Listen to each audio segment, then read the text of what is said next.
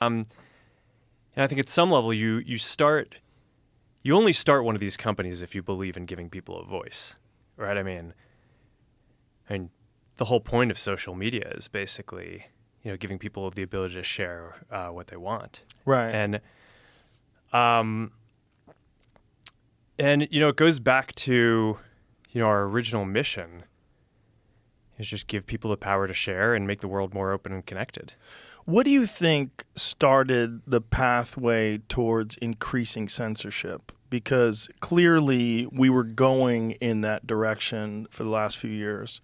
It seemed like we really found out about it when Elon bought Twitter and we got the Twitter files. And when you came on here and when you were explaining the relationship with FBI, where they were trying to get you to take down certain things that were true and real and certain things they tried to get you to limit the exposure to them. So it's these kind of conversations. Like, when did all that start? Yeah, well, look, I think going back to the beginning, or like I was saying, I think you start one of these if you care about giving people a voice. I wasn't too deep on our content policies for like the first 10 years of the company. It was just kind of well known across the company that we were trying to give people the ability to share as much as possible. And issues would come up, practical issues, right? So if someone's getting bullied, for example, we deal with that, right? We put in place systems to fight bullying. Right.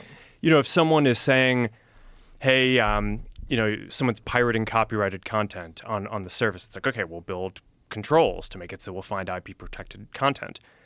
But it was really in the last 10 years that people started pushing for like ideological based censorship. And I think it was two main events that really triggered this. In 2016, there was the election of President Trump, also coincided with basically Brexit in the EU and sort of the fragmentation of the EU. And then, in 2020, there was COVID. And I think that those were basically these two events where for the first time, we just faced this massive institutional pressure to basically start censoring content on ideological grounds. And I'm sorry to interrupt you, but when it first came up in 2016, did it come under the guise of the Russian collusion hoax? And this is the thing. At the time, I was really sort of ill-prepared to kind of parse what was going on, right? It's, I think part of my reflection looking back on this is I kind of think in 2016 in the aftermath, I gave too much deference to a lot of folks in the media who were basically saying, okay, there's no way that this guy could have gotten elected except for misinformation. People can't actually believe this stuff, right? It has to be that there's this kind of like massive misinformation out there. Some of it started with the Russia collusion stuff, but it kind of morphed into different things over time. Well, he was so ideologically polarizing, right? Like people didn't want to believe that anybody looked at him and said, this should be our president. Yeah, so I took this and just kind of assumed that everyone was acting in good faith. And I said, okay, well, there are concerns about misinformation. We should, just like when people raised other concerns in the past and we try to deal with them, okay, yeah, people no, if you ask people, no one says that they want misinformation, so maybe there's something that we should do to basically try to address this. But I was really worried from the beginning about basically becoming this sort of decider of what is true in the world, right? That's like kind of a crazy position to be in for billions of people using your service. And so we tried to put in place a system that would deal with it. And early on tried to basically make it so that it was really limited. We're like, all right, we're just going to have the system where there's these third-party fact checkers and they can check the worst of the worst stuff, right? So things that are very clear hoaxes, that there's like, it's not like we're not parsing speech about whether something is slightly true or slightly false, like Earth is flat, things like that, right? So that was sort of the original intent. We put in place the system and it just sort of veered from there. I think to some degree, it's because some of the people whose job is to do fact checking, a lot of their industry is focused on political fact checking. So they just kind of veered in that direction. And we kept on trying to basically get it to be what we had originally intended, which is just, it's not, the point isn't to like judge people's opinions. It's to provide this layer to kind of help fact check some of the stuff that seems the most extreme, but it just, it was just never accepted by people broadly. I think people just felt like the fact checkers were too biased. Not necessarily even so much in what they ruled, although sometimes I think people would disagree with that. A lot of the time, it was just what types of things they chose to even go and fact check in the first place. So, I kind of think, like, after having gone through that whole exercise, it I don't know, it's something out of like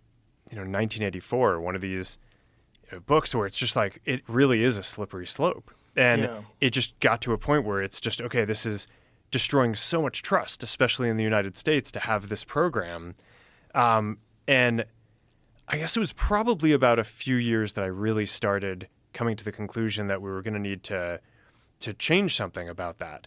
COVID was the other big one, where that was also very tricky because, at the beginning it was, it's like a legitimate public health crisis, in the beginning. And it's, even people who are like the most ardent First Amendment, defenders, the Supreme Court has this clear precedent that's like, all right, you can't yell fire in a crowded theater. There are times when, if there's an emergency, your ability to speak can temporarily be curtailed in order to get an emergency under control. So I was sympathetic to that at the beginning of COVID. It seemed like, okay, you have this virus. It seems like it's killing a lot of people. I don't know, like we didn't know at the time how dangerous it was going to be. So at the beginning, it kind of seemed like, okay, we should give a little bit of deference to the government and the health authorities on how we should play this. But when it went from, 2 weeks to flatten the curve to, and like in the beginning, it was like, okay, there aren't enough masks. Masks aren't that important. To then it's like, oh no, you have to wear a mask. And, everything was shifting around. It just became very difficult to kind of follow. And this really hit the most extreme, I'd say, during the Biden administration when they were trying to roll out the vaccine program. And I'm generally like pretty pro rolling out vaccines. I think on balance, the vaccines are more positive than negative. But I think that while they're trying to push that program, they also tried to censor anyone who was basically arguing against it. And they pushed us super hard to take down things that were true, right? I mean, they basically pushed us and said, anything that says that vaccines might have side effects, you basically need to take down. And I was just like, well, we're not going to do that. Like, we're clearly not going to do that. I mean, that is kind of inarguably true. Who is they? Who's telling you to take down things that it was that talk about vaccine side effects? It was people in the Biden administration. I think it was I wasn't involved in those conversations directly, but I think it was. How difficult is that to not be involved in those conversations directly? Fitness isn't just about what you do in the gym, it's also about your nutrition. But even with the best diet, some nutrients can be hard to get, and AG1 can help fill those gaps. AG1 delivers optimal amounts of nutrients in forms that help your body perform. AG1 makes foundational nutrition easy because there aren't a million different pills and capsules you have to keep track of. It's just one scoop mixed in water. It's such an easy routine to keep in the mornings.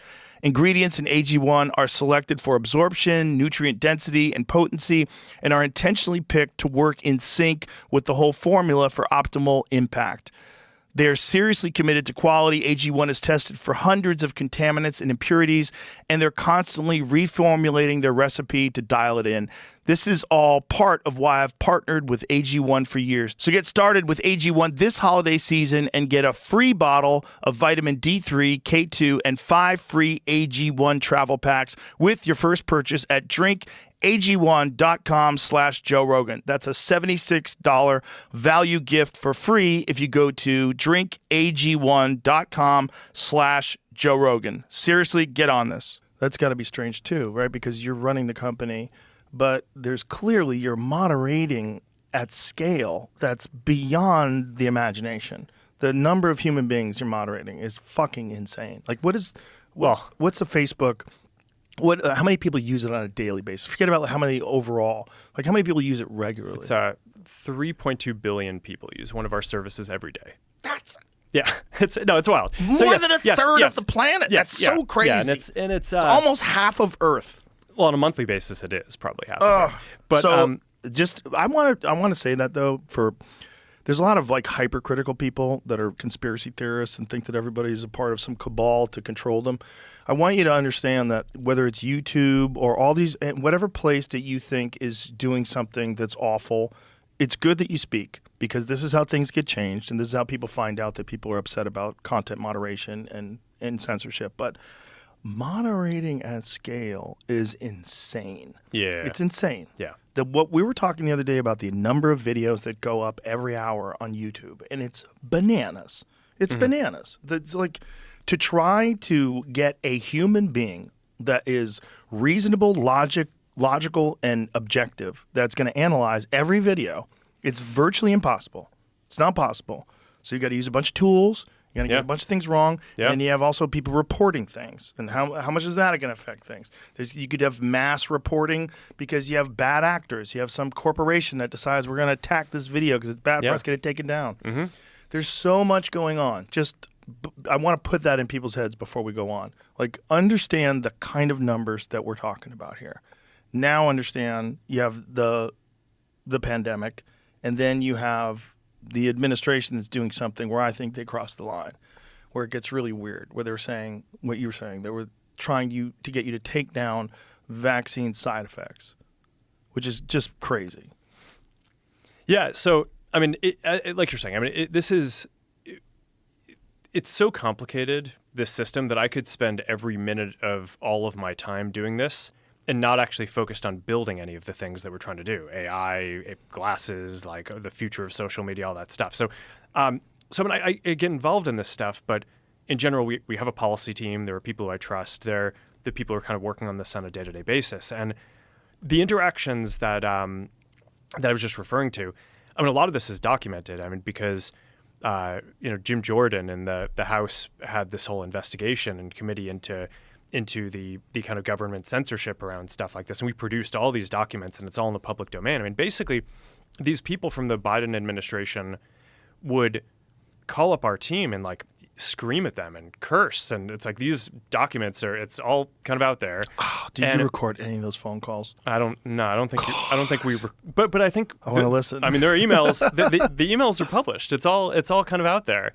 And they're like, and basically it just got to this point where we were like, no, we're not gonna take down things that are true. That's ridiculous. They wanted us to take down this meme of Leonardo DiCaprio looking at a TV talking about how 10 years from now or something, you're going to see an ad that says, okay, if you took a COVID vaccine, you're eligible for, for this kind of payment, like this sort of like class action lawsuit type meme. And they're like, no, you have to take that down. And we just said, no, we're not going to take down humor and satire. We're not going to take down things that are true.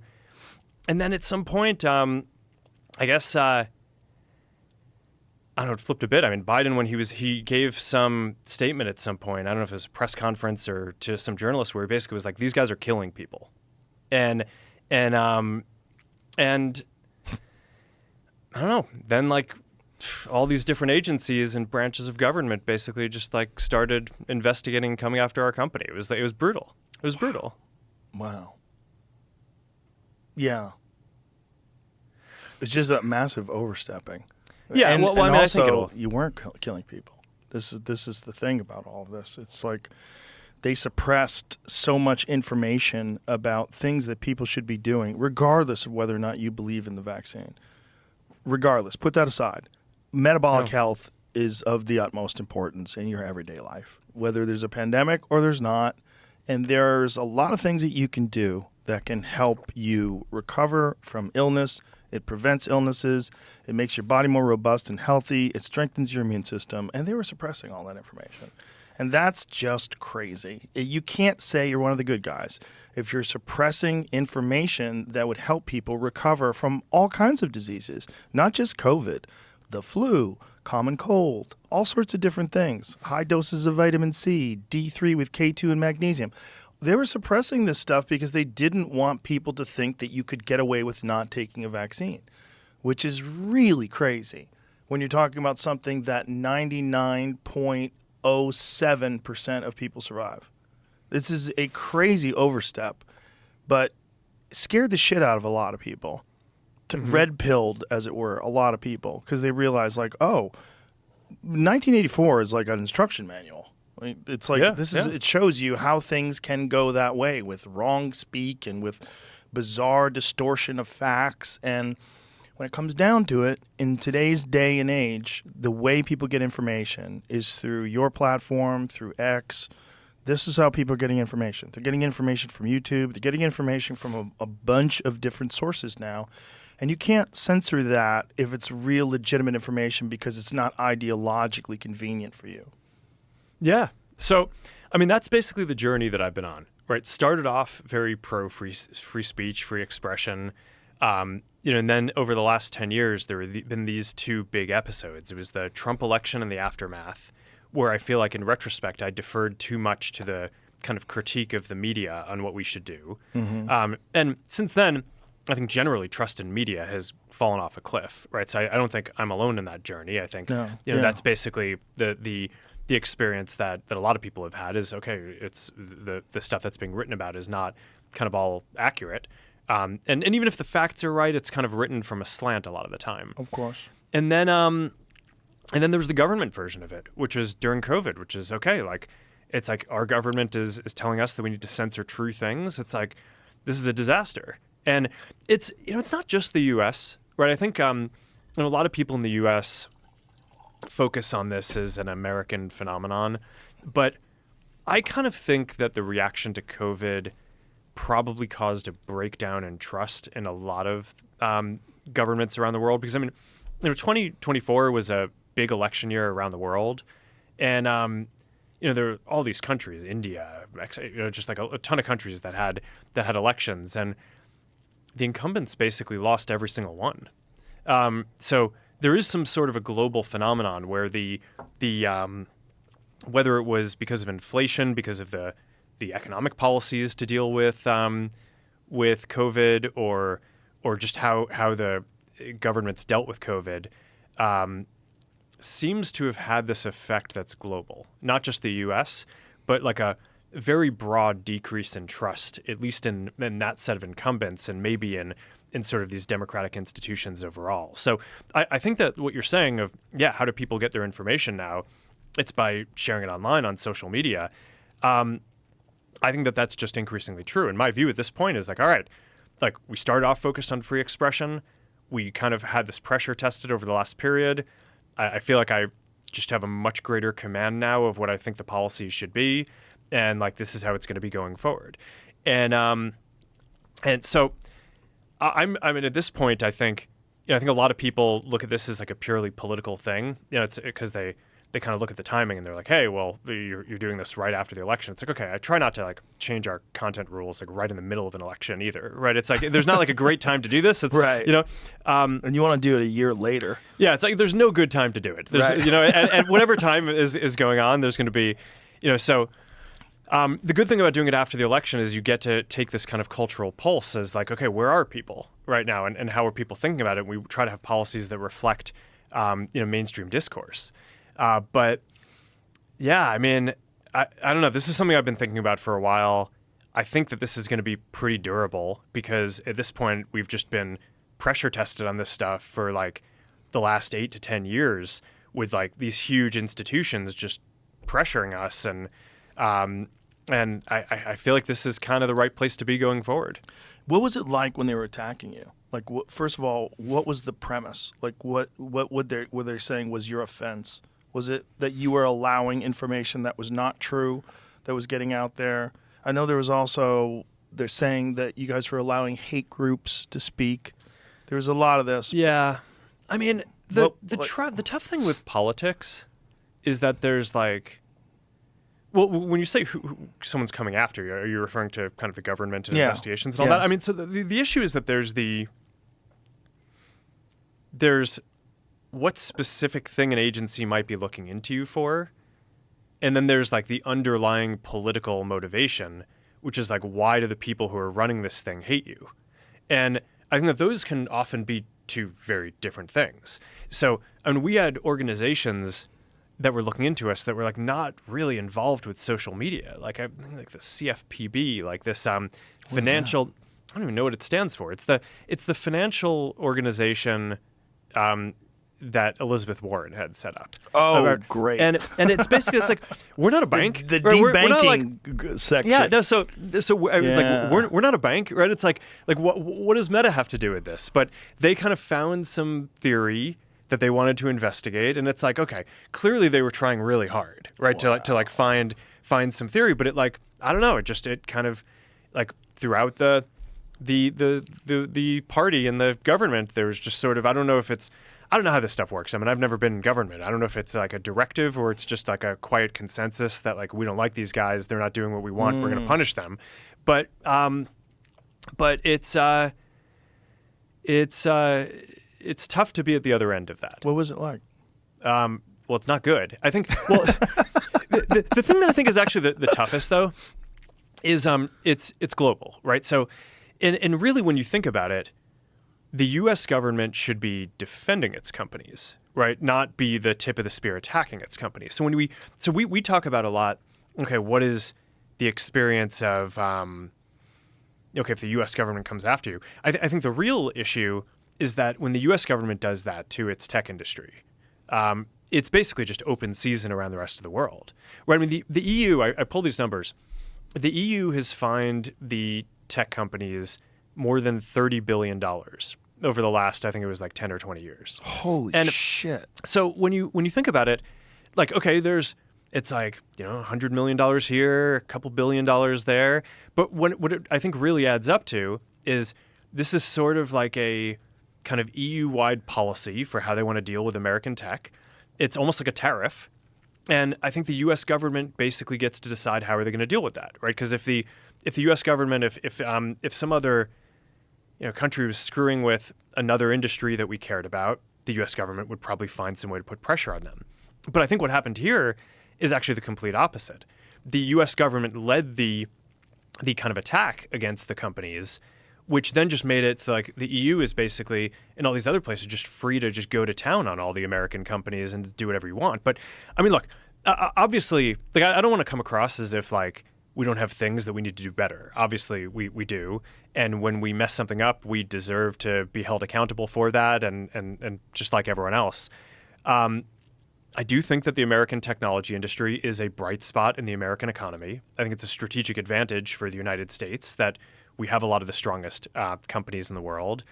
And I think it should be part of the U.S.'s strategy going forward to defend that. And it's one of the things that I'm optimistic about with President Trump is I think he just wants America to win. And I think some of this stuff, like the other governments who are kind of pushing on this stuff, it's like at least the U.S. has the rule of law, right? So the government can come after you for something, but you still get your day in court, and the courts are pretty fair.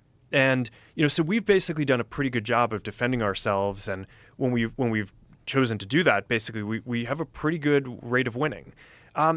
It's just not like that in every other country around the world. Like if other governments decide that they're going to go after you, you don't always get kind of a clear shake at kind of defending yourself on the rules. So I think to some degree, if the U.S. tech industry is going to continue being really strong, I do think that the U.S. government has a role in basically defending it abroad. And that's one of the things that I'm optimistic about will happen in this administration. Well, I think this administration uniquely has felt the impact of not being able to have free speech, because this is the administration where Trump was famously kicked off of Twitter. That was a huge issue. Like after January 6th, like they removed at the time, the sitting president.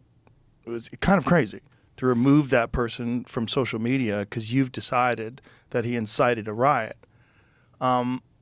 So for him, without free speech, without people, without podcasts, without social media, they probably wouldn't have had a chance because the mainstream narrative, other than Fox News, was so clearly against him. The majority of the television entities and print entities were against him, the majority of them. So if without social media, without podcast, they don't stand a chance. So they're uniquely aware of the importance of giving people their voice, free speech. But you do have to be careful about misinformation, and you do have to be careful about just outright lies and propaganda complaints, or propaganda campaigns, rather. And how do you differentiate? Well, I think that there are a couple of different things here. One is, this is something where I think X and Twitter just did it better than us on fact-checking. We took the critique around around misinformation. We put in place this fact-checking program, which basically empowered these third-party fact-checkers. They could mark stuff false, and then we would downrank it in the algorithm. I think what Twitter and X have done with community notes, I think is just a better program. Rather than having a small number of fact-checkers, you get the whole community to weigh in. When people who usually disagree on something tend to agree on how they're voting on a note, that's a good sign to the community that there's actually like a broad consensus on this, and then you show it. And you're showing more information, not less, right? So you're not using the fact check as a signal to show less. You're using the community note to provide real context and show additional information. So I think that that's better. For when you're talking about like nation states or people interfering, a lot of that stuff is best rooted out at the level of kind of accounts doing phony things. So you get like, whether it's like China or Russia or Iran or like one of these countries, they'll set up these networks of fake accounts and bots, and they coordinate and they post on each other's stuff to make it seem like it's authentic and kind of convince people it's like, wow, a bunch of people must think this or something. And the way that you identify that is you build AI systems that can basically detect that those accounts are not behaving the way that a human would. And when we find that there's like some bot that's operating an account. How do you differentiate? How do you figure that out? It just, I mean, there are some things that a person just would never do. Right. So, have you met Lex Friedman? Yes. Yeah, right. Yeah. He might not be. Well, but is he going to take? Pass your But is he Turing going to test? take? Yeah, no, is he going to take him? Is he going to make a million actions in a minute? It's He like, might. yeah, probably not. Okay, so it's that. It's Well, I mean, it's things that aren't more possible? subtle than that. I think like Okay. these guys are pretty sophisticated, and it's an adversarial space. So, so we find some technique, and then they basically kind of update their techniques. But we have a team of it's effectively like intelligence, counterintelligence folks, counterterrorism folks, AI folks who are building systems to identify what are these accounts that are just not behaving the way that people would, and how are they interacting, and then sometimes you trace it down, and sometimes you get some tips from different intelligence agencies, and then you can kind of piece together over time. It's like, oh, this network of people is actually some kind of fake cluster of accounts, and that's against our policies, and then we just take them all off. But how are you sure? Like, is there a 100% certainty that you are definitely getting a group of people that are bad actors, or is it just people that have unpopular opinions? No, I don't think it's that for this. I think. But what I'm saying is, how do you determine? Yeah. Like, how do you at what percentage of accuracy are you determining it? Do you ever accidentally think that people that are going to get moderated are actually just real people? Yes, I think for the specific problem around these like large coordinated groups doing kind of like election interference or something, it's a large enough group. We have like a bunch of people analyzing it. It's like they study it for a while. I think we're probably pretty accurate on that. But I actually think one of the bigger issues that we have in our moderation system is this precision issue that you're talking about. And that is actually, of all the things that we announced this week, in terms of how we're going to update the content policies, changing the content filters to have to require higher confidence and precision is actually going to be the thing that reduces the vast majority of the censorship mistakes that we make. Right? Removing the fact checkers and replacing them with community notes, I think it's a good step forward. Like a very small % of content is fact checked in the first place. So is that going to make the hugest difference? I'm not sure. I think it'll be a positive step though. And we like opened up some content policies. So some stuff that was restricted before, we opened up. Okay, that's good. It'll mean that some set of things that might have been censored before are not. But by far the biggest set of issues we have, and you and I have talked about a bunch of issues like this over the years, is like, it's just, okay, you have some classifier it's trying to find, say, like drug content, right? People decide, okay, it's like the opioid epidemic is a big deal. We need to do a better job of cracking down on drugs and drug sales, right? I don't want people dealing drugs on our networks. So we build a bunch of systems that basically go out and try to automate finding people who are dealing drugs. And then you basically have this question, which is how precise do you want to set the classifier? So do you want to make it so that the system needs to be 99% sure that someone is dealing drugs before taking them down? Do you want it to be 90% confident, 80% confident? And then those correspond to amounts of, I guess the statistics term would be recall. What percent of the bad stuff are you finding? So if you require 99% confidence, then maybe you only actually end up taking down 20% of the bad content. Whereas if you reduce it and you say, okay, we're only going to require 90% confidence, now maybe you can take down 60% of the bad content. But let's say you say, no, we really need to find everyone who's doing this bad thing. And it doesn't need to be as severe as dealing drugs. It could just be, it could be any kind of content of any kind of category of harmful content. You start getting to some of these classifiers might have 80, 85% precision in order to get 90% of the bad stuff down. But the problem is if you're at 90% precision, that means 1 out of 10 things that the classifier takes down is not actually problematic. And if you kind of multiply that across the billions of people who use our services every day, that is millions and millions of posts that are basically being taken down that are innocent, and upon review, we're going to look at and be like, this is ridiculous that this thing got taken down, which, I mean, I think you've had that experience, and we've talked about this for a bunch of stuff over time.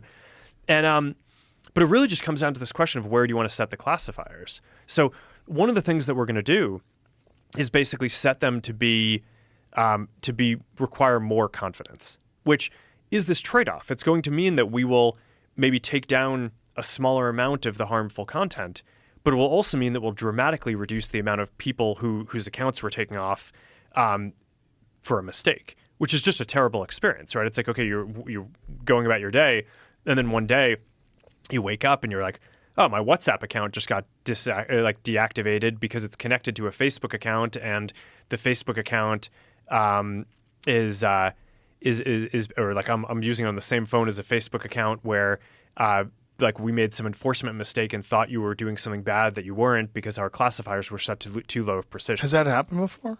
Oh, yeah. Where their WhatsApp app got canceled as well? Yeah, because I mean, there are a bunch of... So if your Facebook app gets taken out, like say if you have a Facebook and you have like a sock puppet account, and the sock puppet account, you post offensive memes and you're generally gross. Yeah. If you get caught for that, does your WhatsApp get killed? Not for memes, but go back to like a very severe thing. Like let's say someone is... Terrorists. Let's say the most severe. Sure, yeah. Okay. Let's say someone is like terrorist content, they're planning some attack. Right. Okay, so we take down their account, right? But then let's say that person can just go then sign up with another account. Right, I think like, how does WhatsApp get connected to that though? Oh, well, if it's, we run these different services, and if they're on the same phone, it's basically, it's one thing that, it's basically regulators or governments will come to us and say, okay, you're clearly not doing enough if you kick someone off for terrorism, and then they can just like sign up for another account on the phone. Right. Okay. They also think, okay, well, we're not doing enough if we deactivate their Facebook account because they're like planning a terrorist attack, but we let them use all our other services. Right. Right. If you're aware. Yeah. Yeah. So if our systems think that someone is a terrorist, then you probably need to deactivate their access to all the different accounts. Yeah, they can't get on Threads. Threads, cool. Instagram, So that makes sense. So you can understand how you get there, but then you just get to this question around the precision and the confidence level, and then you're just making all these mistakes at scale, and it's just unacceptable. But I think it's a very hard calculation of like where do you want to be, because on the one hand, like I get it, why people kind of come to us and they're like, no, you need to do a better job finding more of the terrorism or the drugs and all this stuff. But over time, the technology will get better and it'll get more precise. But at any given point in time, that's the choice that we have to make: is do we want to make more mistakes, erring on the side of just like blowing away innocent people's accounts, Right. Or do we want to get a somewhat higher percent of the bad stuff off? And I think that there's some balance that you need to strike on this. We were having a conversation yesterday, Mel Gibson and I, about how that can get weird. Or was it Theo? It might have been Theo. I think it was Theo.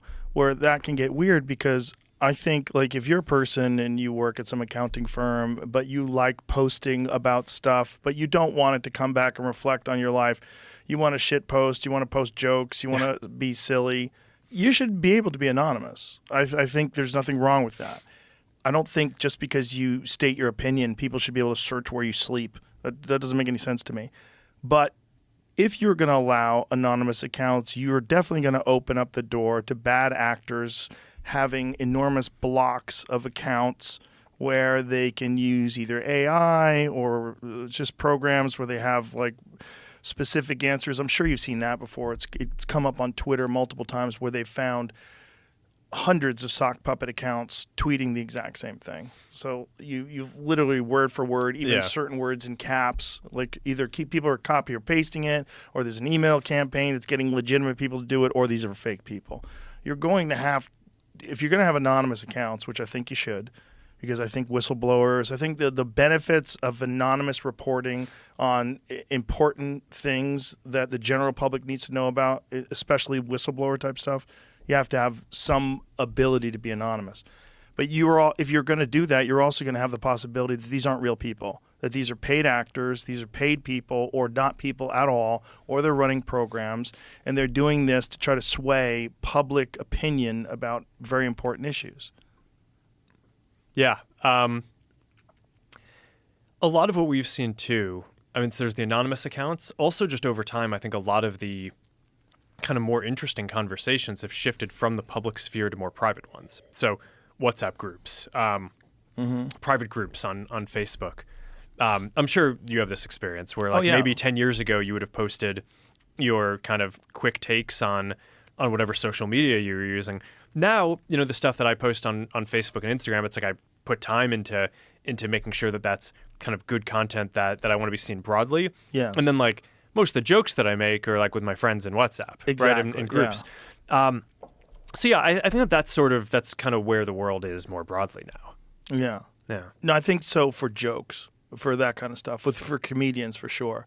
Because also we'll say things that we don't really mean. We just say it because it's a funny thing to say. I think everyone does. For sure. Yeah. Which is just a weird thing about taking things out of context, particularly on social media where people love to do that.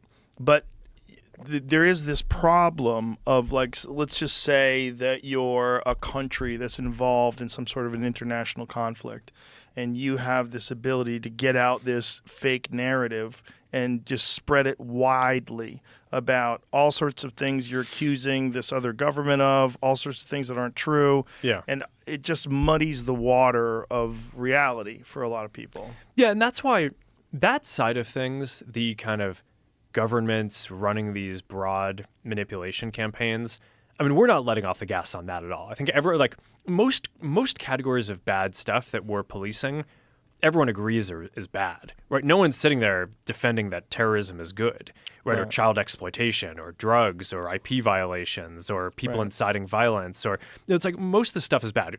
People clearly believe that election interference and foreign government manipulation of content is bad. So we have, this is the type of stuff that the vast majority of our energy goes towards that, and we're not changing our approach on any of that. The two categories that I think have been very politicized are misinformation, because who gets to judge or what's false and what's true? You may just not like my opinion on something, and then people think it's false, but I think that one's really tricky. And the other one is basically what people refer to as hate speech, which is, I think, also comes from a good place of wanting to crack down on that, of wanting to promote more inclusion and belonging, and people feeling feeling good and like having a pluralistic society that can basically have all these different communities coexist. Accept everyone. Yeah. But I think the problem is that all these things are on a spectrum, and when you go too far on them, I think on that side we just basically got to this point where there were these things that you just like couldn't say, which were mainstream discourse, right? So it's like Pete Hegseth is going to probably be defending his nomination for Secretary of Defense on the Senate floor, and I think one of the points that he's made is that he thinks that women shouldn't be able to be in certain combat roles. And until we updated our policies, that wouldn't have been a thing that you could have said on our platforms because it would call for the exclusion of a protected category of people. And it's like, okay, like on its face, yeah, calling for the exclusion of a protected category, that seems that like that's okay. There's like legal protections, there's all this stuff. But okay, if it's like okay to say on the floor of Congress, you should probably be able to debate it on social media. Yeah. So I think some of the stuff, I think well-intentioned, went too far, needs to just get rationalized a bit. But it's those two categories, misinformation and hate speech, I think are the ones that got politicized. All the other ones, which is the vast majority of the stuff that we do, is I think people generally agree that it's good and we need to go after it. But then you just get into this problem of the mistakes, like you're talking about. Okay, well, what confidence level do people want us to have in our enforcement, and at what point would people rather us kind of say, okay, I'm not sure that that one is causing an issue, so on balance maybe we should just leave that person's account up, because the pain of just nuking someone's account when you're not sure or you make a mistake is like, that's pretty real too. Right. Yeah. Very, very complicated. Yeah. It's all very nuanced. And you made a point earlier about the government supporting its companies, that it would be a good thing for the government to support its companies. It makes sense. It's an American company.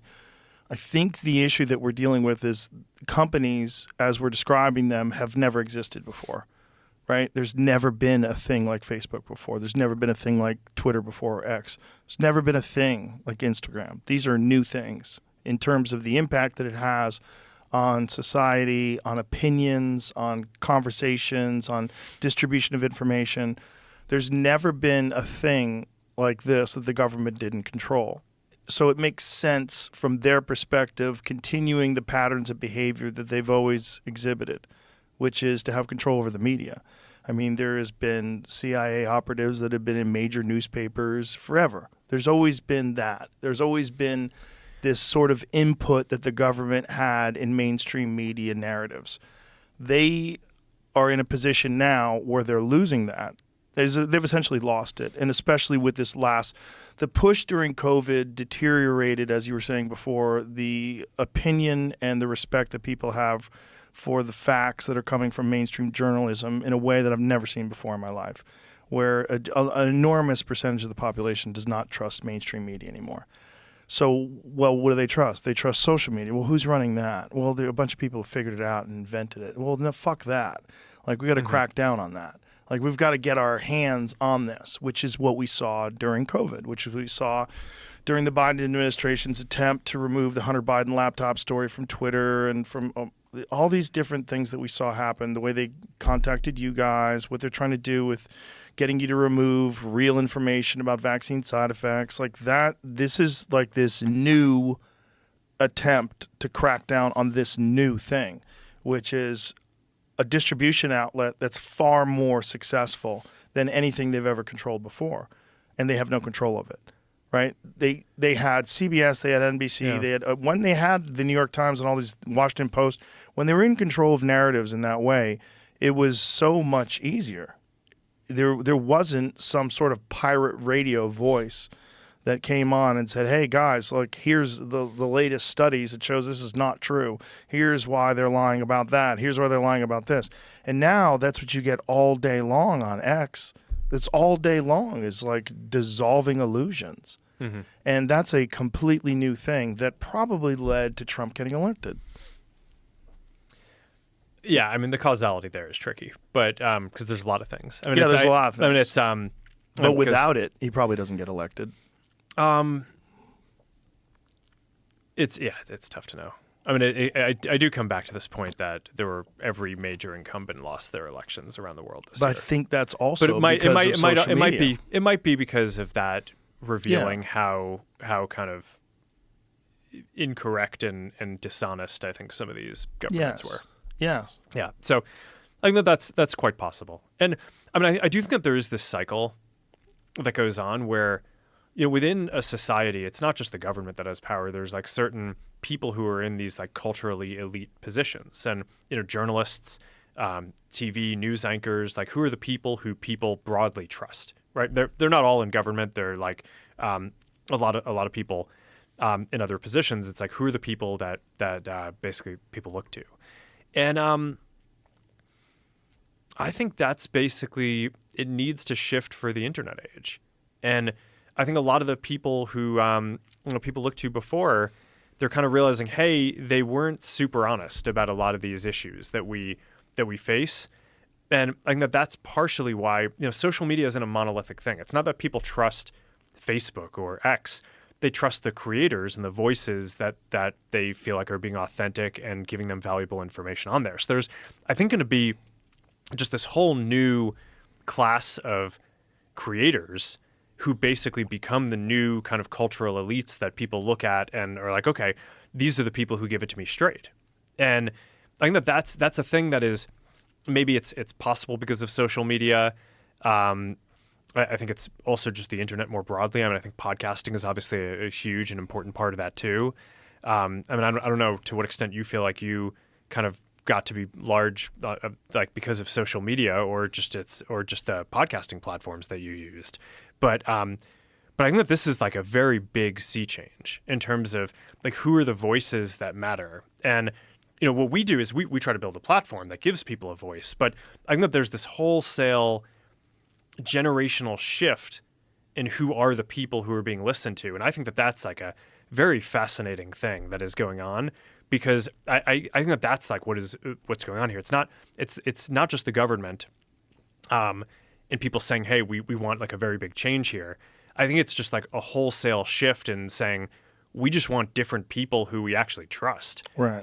Who are actually going to like tell us the truth and not give us like the bullshit opinions that you're supposed to say, but like the type of stuff that I would actually like when I'm sitting in my living room with my friends, like the stuff that we know is true. Like who are the Right. people who kind of have the courage to actually just say that stuff?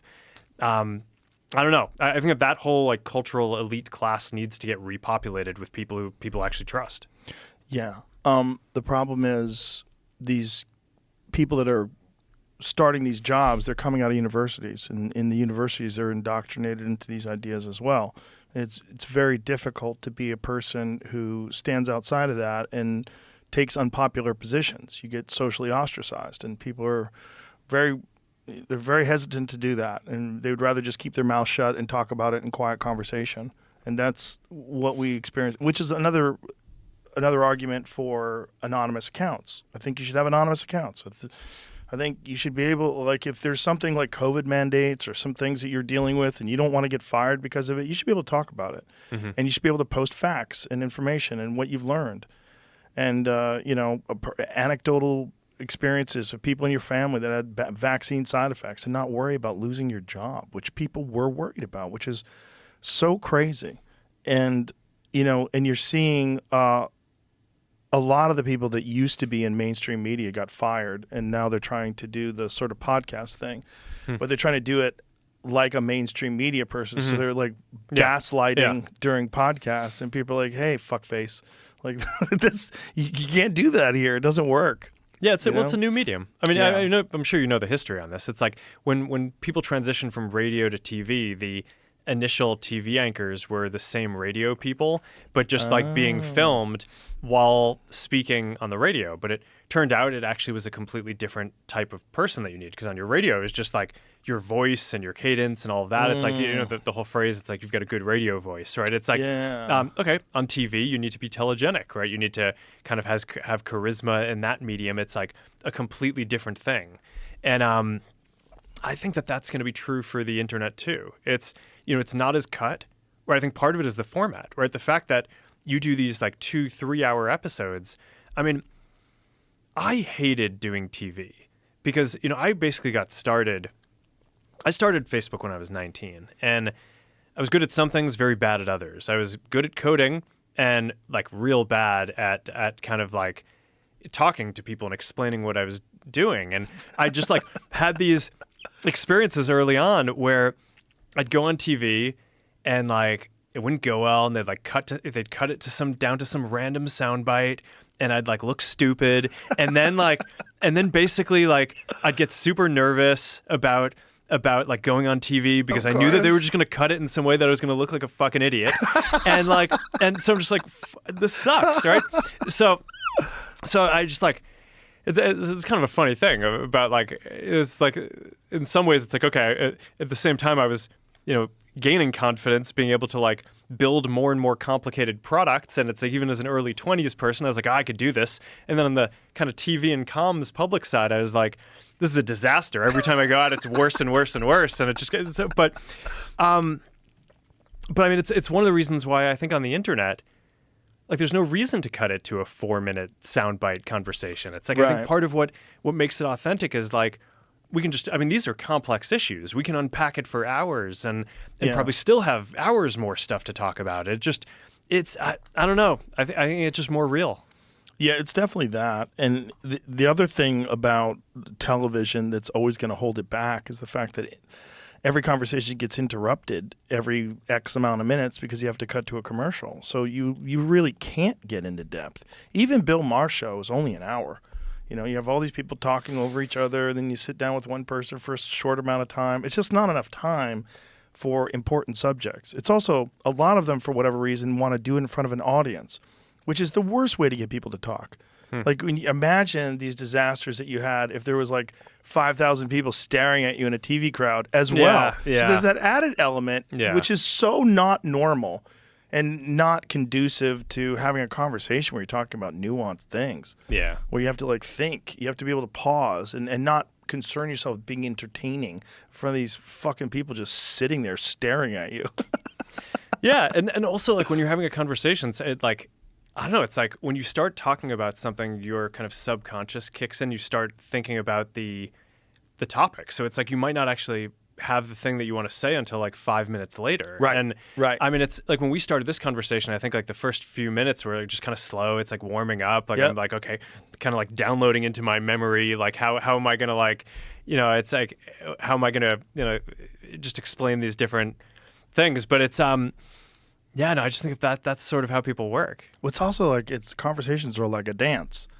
One person can't be dancing at another speed and the other person's going slow. Like you kind of have to find the rhythm that you're going to talk with. And then you have to actually be interested in what you're talking about. That's another thing that they are at a huge disadvantage of in mainstream media. Is like they're just doing that because that's their job. They probably don't even know a lot about climate change. They probably don't really understand too much about what SpaceX is trying to accomplish, but they're just reporting on it. Yeah, I mean, I'm sure there's... And a lot of the people I've met there, I think, are good people. I'm sure it's just a tough format. It's a terrible format. Yeah, and the problem is they get locked into that format and no one trusts them. And then they leave and they go, yeah, but you were just lying to us about this, that, and the other thing. And now I'm supposed to believe you're one of the good guys. You're one of the straight shooters now. Yeah. Well, getting back to the original point, this is why I think, it makes sense to me that the government didn't want you to succeed and to have the sort of unchecked power that they perceived social media to have. And I think one of the benefits that we have now of the Trump administration is that they have clearly felt the repercussions of a limited amount of free speech limitations, censorship, government overreach. If anybody saw it, look, I don't know what the actual impact of the Hunter Biden laptop story would have been. I don't know. But there's many people that think it probably amounted to millions of votes overall in the country of people that were on the fence, the people that weren't sure who they're going to vote for. If they found out the Hunter Biden laptop was real, they're like, oh, this is the family's fucking crazy. And they would have voted for Trump. That's possibly real. And if that's possibly real, that could be defined as election interference. And all that stuff scares the shit out of me. That kind of stuff scares the shit out of me when the government gets involved in what could be termed election interference, but through some weird loophole, it's legal. Whereas some I don't election think interference, that the pushing for social media companies to censor stuff was legal. I mean, it's like that's. I Right. mean, there's all this stuff about what, like, people talk about the First Amendment and okay, these tech platforms should offer free speech like the First Amendment. It's that I think is a philosophical principle. The First Amendment doesn't apply to companies in our content moderation. It's more of an American ethos about how we think that best dialogue is carried out. But the First Amendment does apply to the government. That's like the whole point, right? Is the Right. government is not allowed to censor this Infringe. stuff. So at some level, I do think that having people in the administration calling up the guys on our team and yelling at them and cursing and threatening repercussions if we don't take down things that are true is like, it's pretty bad. it sounds illegal. I Pretty would love bad. to hear it. I wish somebody recorded those conversations. Well, I mean, those would be again, it's fucking great to I- listen to. Somebody could animate them, maybe Polytunes. The a lot of the material is public. I mean, it's Jim Jordan led this whole investigation in Congress. I mean, it was basically, I think about this as like, what Elon did on the Twitter files when he took over that company. I think Jim Jordan basically did that for the rest of the industry with the congressional investigation that he did, and we just turned over like all of the documents and everything that we had to them, and they basically put together this report. And the people that actually did call for censorship, what was their response to all this? To what? To the investigation? Yes. I don't know. Was anybody held accountable? Was there any I mean, repercussions? they lost the election. Yes. So that's it. That's it. Well, in a democracy, that's kind of right. Right, but if what they did was illegal, do you not think that some steps should be put in place to make sure that people are punished for that and that never happens again? It seems that has a massive impact on the way our country goes. If that's election interference, and I think it is, that has a massive impact on the direction of our country. Yeah. Well, the COVID thing, I don't think was election interference as much as it was just like government meddling where it shouldn't have. But yeah, Right. no, I mean, it's I'm it's talking tougher, about it's the Hunter Biden tougher laptop for me story. to say, like what specific retribution or justice should happen to anyone who is involved in these things. But I think your point about let's make sure this doesn't happen again Yeah. is the one that I'm more focused on. Right. Because it's the thing that I reflect on my journey on all this, which is like, okay, yeah, so we didn't take down the stuff that was true, but we did generally defer to the government on some of these policies that in retrospect I probably wouldn't, knowing what I know now. And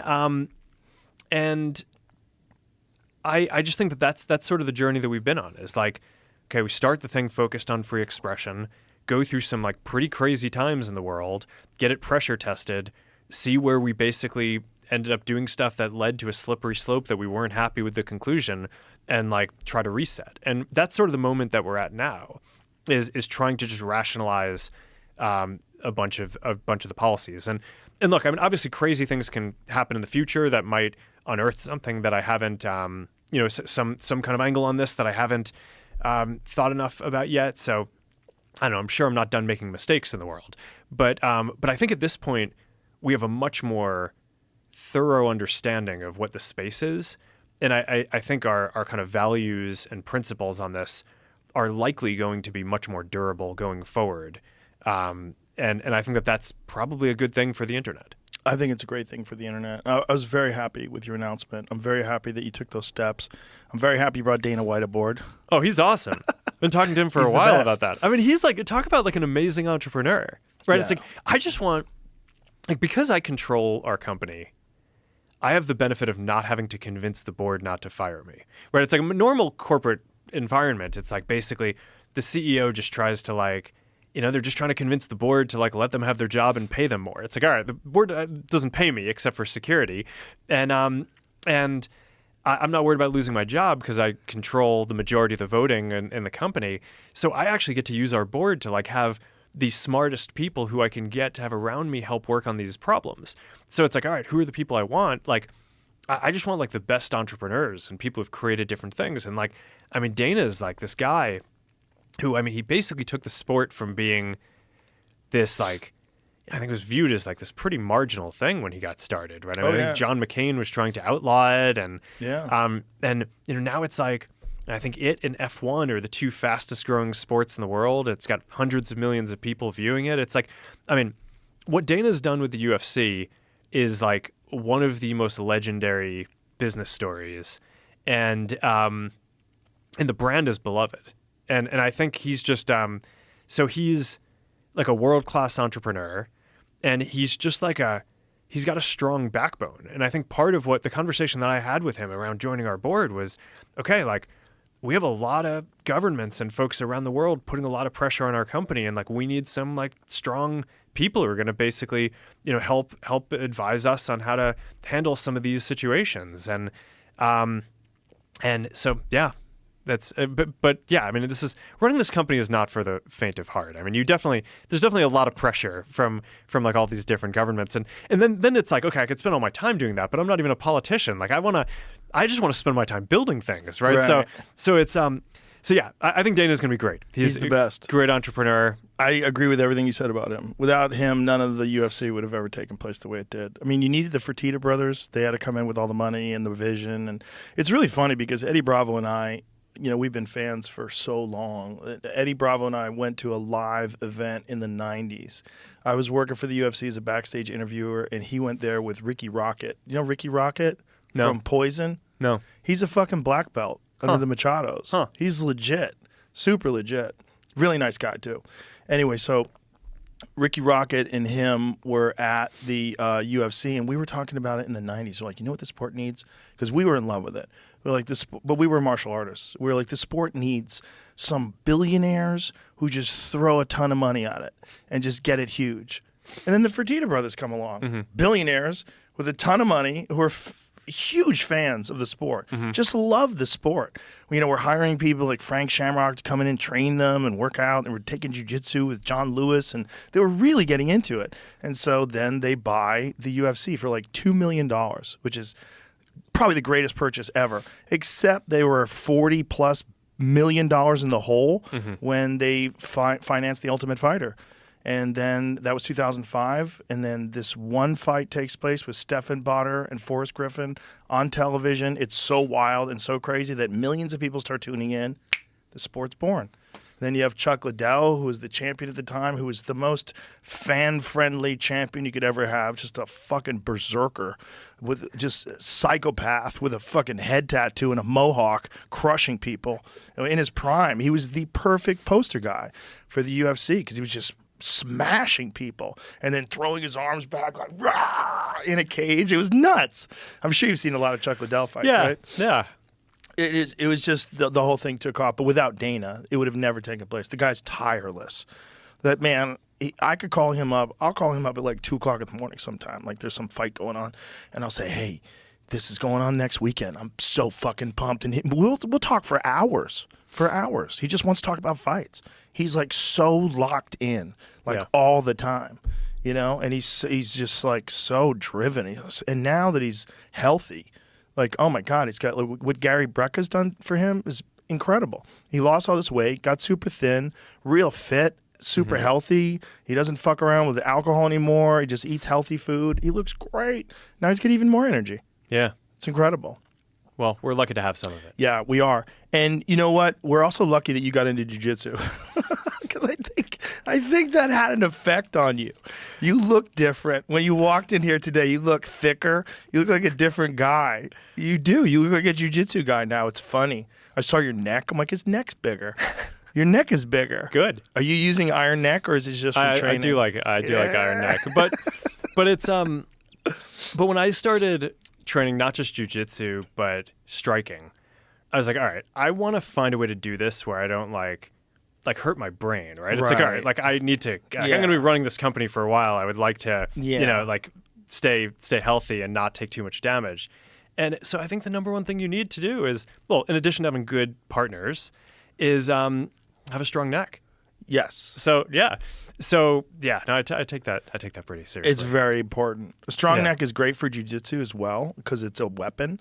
Like Yeah. in certain Yeah. positions, like head Head and and arm arm. chokes. Yeah, head and arm. You Yeah. need a neck. Yeah. It's a weapon. Yeah. And and also for defending things and just for overall stability. But for striking, it's very like Mike Tyson in his prime. He had a fucking 20-inch neck. Yeah, no, it's crazy. His neck is like bigger than his This is face. a photo of him in a suit. Yeah. It's the craziest photo. It's like his neck starts at the top of his ears and it just goes straight down. Yeah, when he was the champ, when he was a He's tank. amazing. Yeah. The neck's very important, but it's also like, you're doing it very smart. You're bringing in Dave Camarillo. He's like, awesome. Amazing. He's awesome. You're bringing in all these like super talented people to train with you too, which is really important, and just learn systematically, probably the way you've learned all these other things, which is really so fascinating to me about MMA and jiu-jitsu in particular, is the general public has this knuckle dragging, meathead sort of perspective, and then I'm like, let me introduce you to Mikey Musumeci. Yeah. Well, there's a range. There's a range from Mikey to but Mikey's one of the elite of the elite, and he's about as far from that. I love Mikey. He's a very good guy. He's super good guy. Yeah. He's super kind and unbelievably brilliant and eccentric and just so dedicated to jiu-jitsu. Right? I mean, Yeah. he's just I'm amazing glad that he's over at the UFC now. Yes, I am too. Yeah. Well, I'm glad a guy like that exists. I'm like, okay, I know you think that. Let me show you this guy. Yeah. And then I'm like, let me show you what it really is. Let me introduce you to these people because they're the nicest people. I know. There's no better stress reliever in the world than jiu-jitsu or martial arts. There's no better. You leave there, you're the kindest person in the world.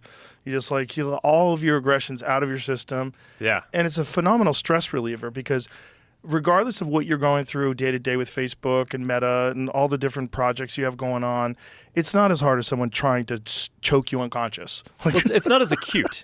I think it's like sometimes you have someone trying to choke you unconscious slowly over a multi-year period, and that's business. But but no, I think that sometimes in business the cycle time is so long that it is very refreshing to just have a feedback loop that's like, oh, I like had my hand down, so I got punched in the face. It's like but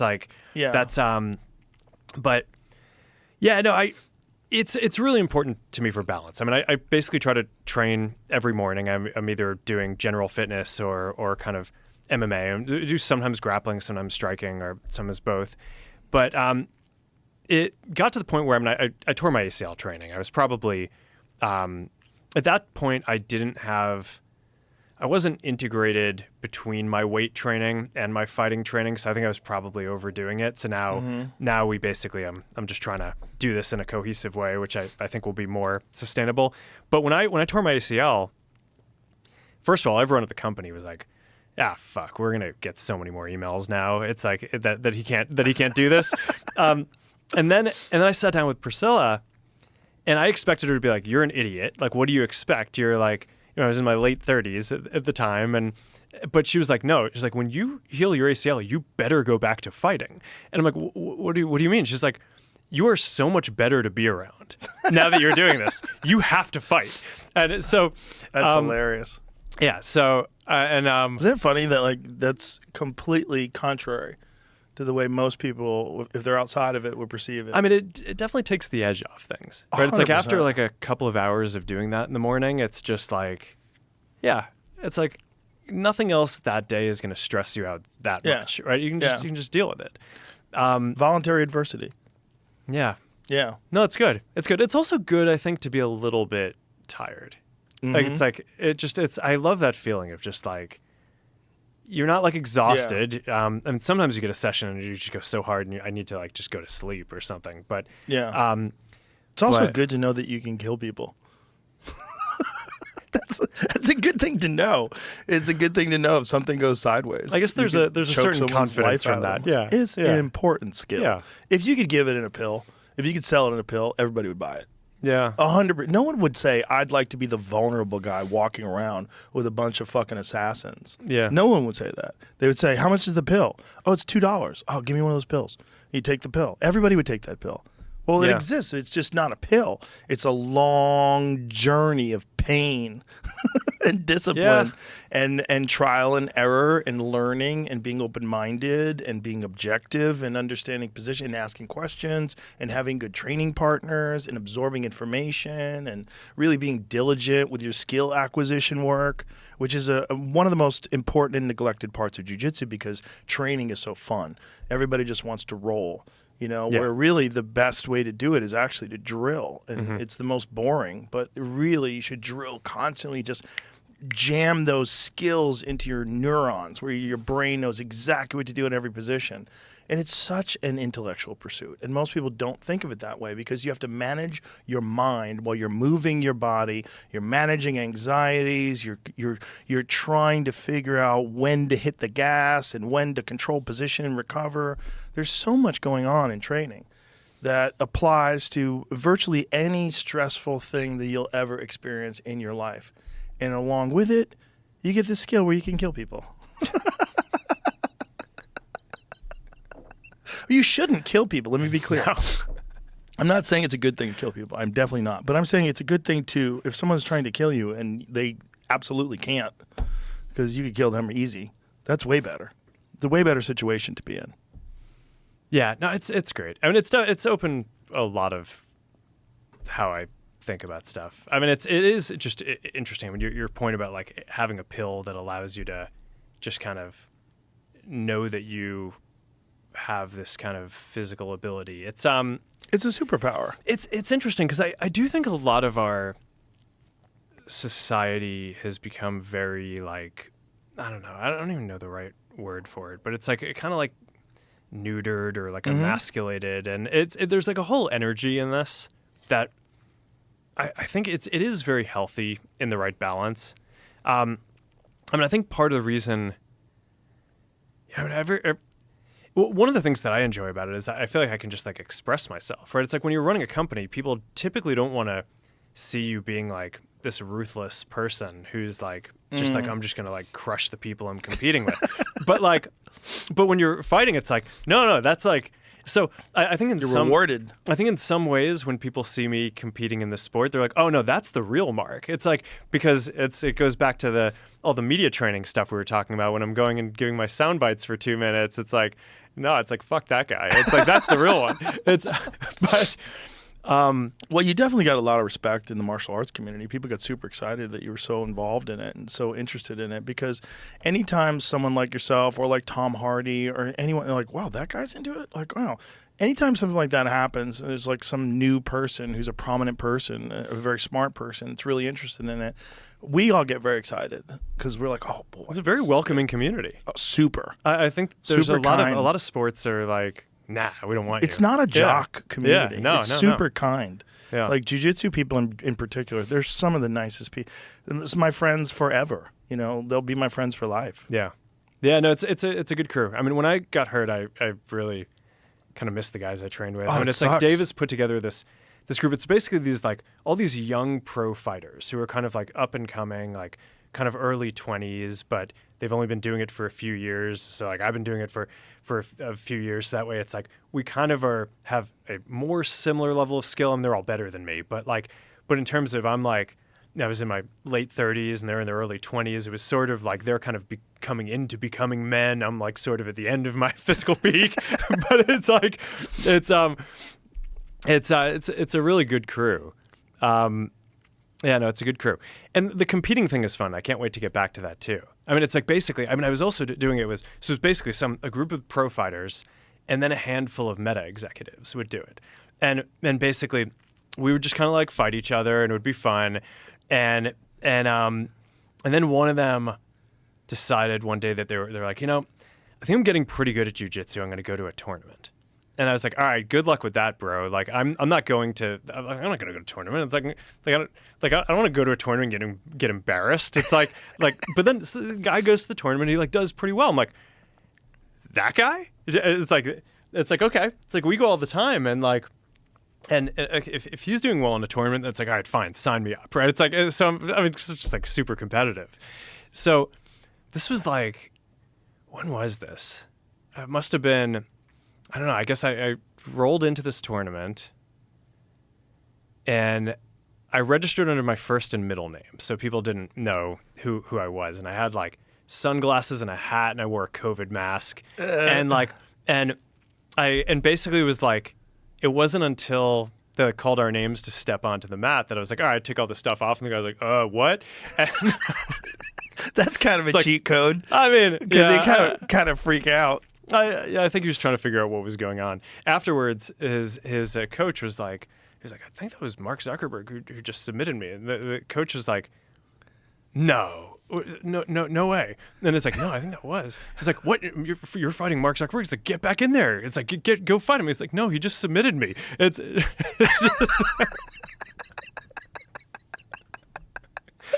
That's very funny.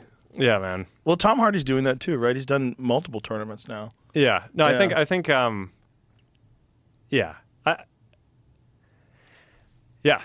can't wait to get back to competing. It's been sort of a slow journey on the rehab. It's sort of like learning twice, but we're getting there. How far out are you?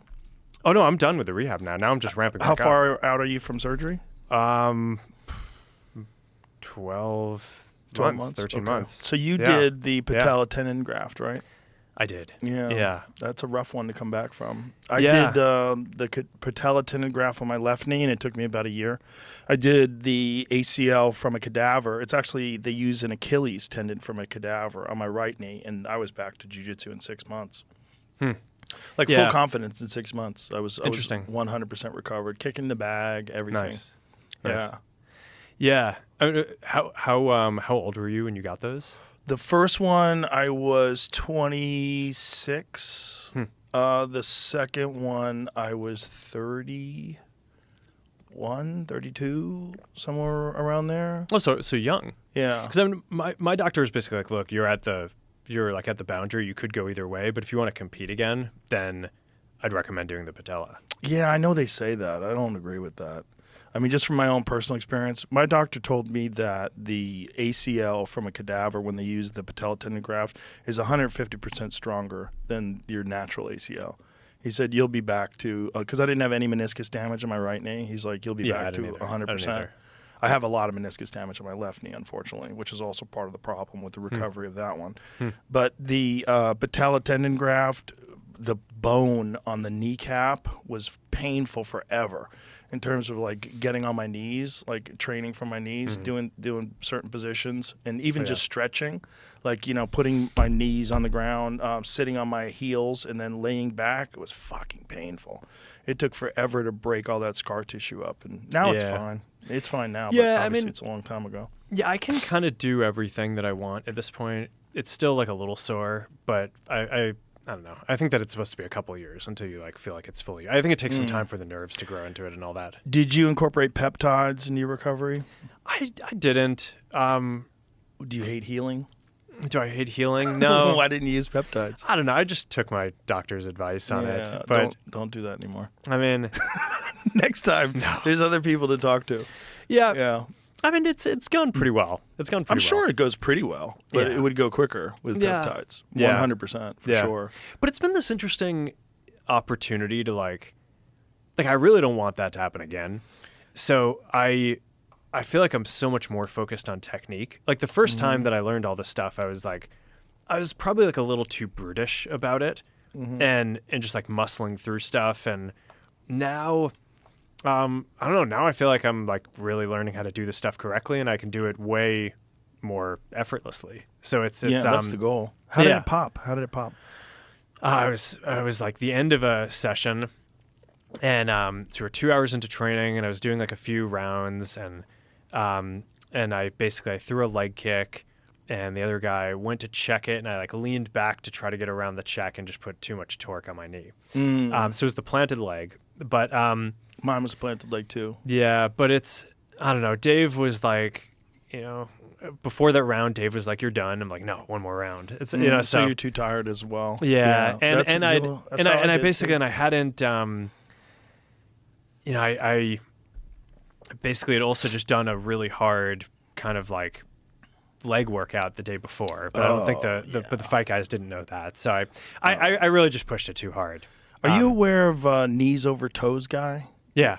Have you done his stuff? I've looked at it a bunch. I mean, the rehab thing I took really seriously, and I thought that was pretty interesting too. It's I don't want to like have to do a lot of rehabs like this one, but to do one of them, I actually thought was a pretty interesting experience because it's like week over week, you're just getting back so much mobility and ability to do stuff. And no, I feel like I'm I don't know. At this point, I just like probably half my weight training is effectively kind of like rehab and joint health stuff and like wrists, shoulders, knee, all that in addition to the big muscle groups. Yeah, that's very smart. The knee over toes guy stuff is particularly effective because it all comes from a guy that had a series of pretty catastrophic knee injuries and was plagued with weak knees his whole life, and then developed a bunch of different methods to strengthen all the supporting muscles around the knee that are really extraordinary. Everything from Nordic curls. Do you do those? Do you do Nordic curls? I should do more than I do. Yeah, leg curls, Nordic curls, but Nordic curls in particular because it's very difficult to do. You got your body, you lift your whole body up with your hamstrings. Yeah. And all these different slant board squats and different lunges and split squats and all these different things which like really strengthen up all the supporting muscles around the knee better than anything that I've ever tried before. And he's got like a whole program where it scales up and he puts it online for everybody. Yeah. And he gives away a lot of information for free because he said, look, when I was 11 years old, I wish I had access to this. So I'm going to put it out there for everybody. Great guy. Yeah. Cool. But I can't recommend that stuff enough. But I think what you're doing is like strengthening shoulders, strengthening knee.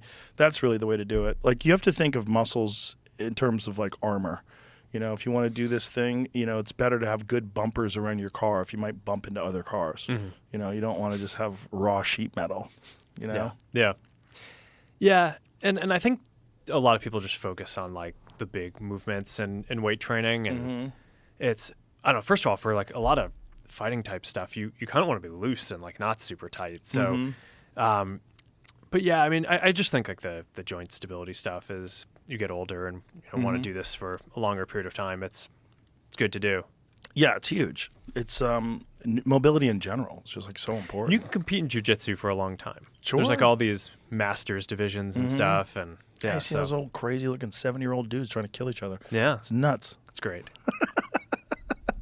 It is great, but for real, sincerely, we're very happy.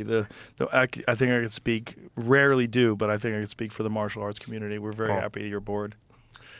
It makes it fun that someone is a prominent intellectual, very intelligent person who's really gotten fascinated by it because it does help to kill that sort of knuckle dragger perspective that a lot of people have about the sport. No, I think it's super intellectual in terms of actually breaking this stuff down. I mean, both jiu-jitsu and like striking. I mean, you don't have time to think, but like the reasoning behind why you kind of want to slip in certain ways and like the probability game that you're playing is, I don't know. I used to fence when I was in high school and I did that pretty competitively. I was never like quite good enough to be like at the Olympic level, but I was pretty good. And we virtual fenced last time you were here. Remember? Yeah, there you go. and like I just remember I would like sit in my classes in high school and like sketch out combinations of moves and sequences for how to like feint and like and kind of trick someone to get them out of position to be able to tap them. And it's I feel like this is like a game in the same way, right? It's like, I mean, I think when you're training, you're not like slugging at each other that much. Right. You're just like, you're playing tag. Yeah, you're playing tag. Well, the way the Thais do it, I think, is the best. And they're obviously some of the best fighters ever. They fight a lot, which is one of the reasons why they train the way they train. But when you talk to people that train over there, they're like, you learn so much more when you're playing. When you're doing it, where you're not trying to hurt each other. Then you really do learn the technique, and it gets fully ingrained in your system. Yeah, it's great. Yeah, you just have to be careful of brain damage. Like you were talking about having an MMA fight. Are you still entertaining that? I want to. I mean, this is my thing. It's like, and I think I probably will, but we'll see. I mean, it's 2025. I think is going to be a very busy year on the AI side. Yeah. And I don't I think the idea of having a competition, you really need to like get into the headspace of like, I'm going to fight someone this week. And so I need to figure this out, because I don't know how, with everything that's going on in AI, I'm going to have like a week or two where I can just get into this, like, I'm going to go fight someone. But it's good training. But I would like to at some point. The thing about the ACL injury is I kind of thought before this, it's like, all right, I'm going to do some jiu-jitsu competitions. I want to do one MMA fight, like one kind of like pro or competitive MMA fight. And then I figured I'd go back to jiu-jitsu. But I think tearing the ACL striking is a little more of a fluke. I think you're much more likely to do that grappling.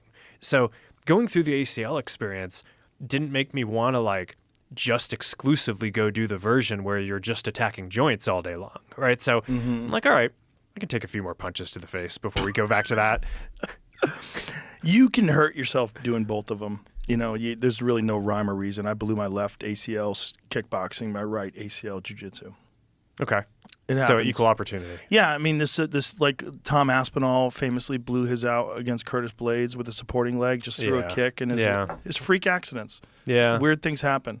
It's a lot of explosive force with striking, and sometimes that tears things more than slow, controlled movements of jiu-jitsu, especially if you have good training partners. Yeah, but jiu-jitsu isn't always slow or controlled Nope. especially when you're competing. No, especially when you're competing, unless you're really, really good. Like, have you ever watched Gordon? Like, Gordon never moves fast. He doesn't have to. He doesn't have to move fast. He's just like always a step ahead of everybody. Yeah. Have you talked to him at all? Oh, yeah. Did you talk to John Donaher? No, I haven't. You need to talk to John. Yeah, no, Donaher. I would be interested That's in the that. greatest mind in combat sports. Now, Gordon I is don't very say smart. that lightly. Yeah. John Donaher is the greatest mind in combat sports. Interesting. By far. He's a legitimate genius. You know the whole story, right? The guy was a professor of philosophy at Stanford and or Columbia? Where was he? I forgot. I think Columbia, it was. And then decides, I'm just going to teach jiu-jitsu all day. Sleeps on the mats, teaches all day long. Wears a rash guard anywhere he goes. He's a freak, and he's so fucking smart, like scary smart about all kinds of things. It's not just jiu-jitsu. He's got a memory like a steel vice. Like, he just holds on to thoughts and can repeat them. His recall's insane. He's just a legitimate genius that became obsessed with jiu-jitsu. And what he's done with Gordon and with Gary Tonin and, just a series of other athletes is nothing short of extraordinary. Just an interesting guy to have conversations with, too. Have you seen him on Lex's show? He's done a couple episodes of Lex's. And I watched, I saw the one that you did with him. Yeah. I love the guy. Yeah. I mean, again, happy there's someone like that out there. Because when people have these ideas of what martial arts are, and then you see a guy like that, and you're like, okay, why? I might have to rethink this. Yeah, there's a whole spectrum of people. Yeah. What has it done in terms of one of the things that a lot of people have said, and I have too, like, nothing turns you into a libertarian quicker than jiu-jitsu. I don't know why that is. I think it's the hard work thing. It's the cutting out all of the bullshit and realizing how much of the things that we take as real things are just excuses and bullshit and weakness and just procrastinate. There's a lot of things that we have that exist, especially in like the business world and the corporate world and the education world, that are just bullshit. And they don't really have to be there. Mm-hmm. And they're only there to try to make up for hard work. Yeah. Yeah, I don't know. I mean, it's kind of just what I was saying before. I think for me, it's I think a lot of the corporate world is like pretty culturally neutered, and I just think like having, I grew up. I have 3 sisters, no brothers.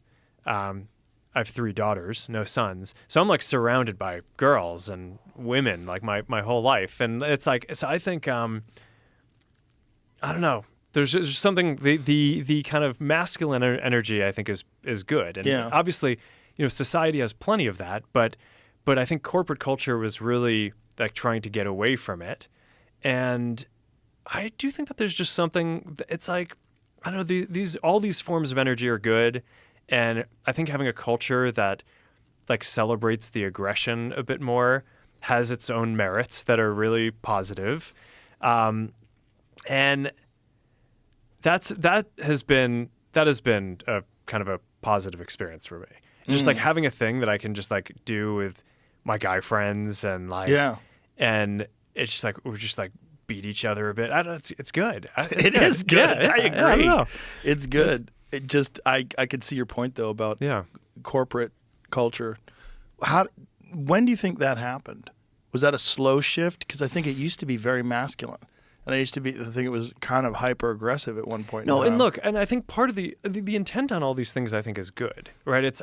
I do think that if you're a woman going into a company, it probably feels like it's too masculine. It's like there isn't enough of the kind of the energy that you may naturally have, and it probably feels like there are all these things that are set up that are biased against you, and that's not good either, because you want women to be able to succeed and like have companies that can unlock all the value from having great people, no matter what their background or gender, So, but I think these things can always go a little far, and I think it's one thing to say we want to be kind of like welcoming and make a good environment for everyone, and I think it's another to basically say that masculinity is bad.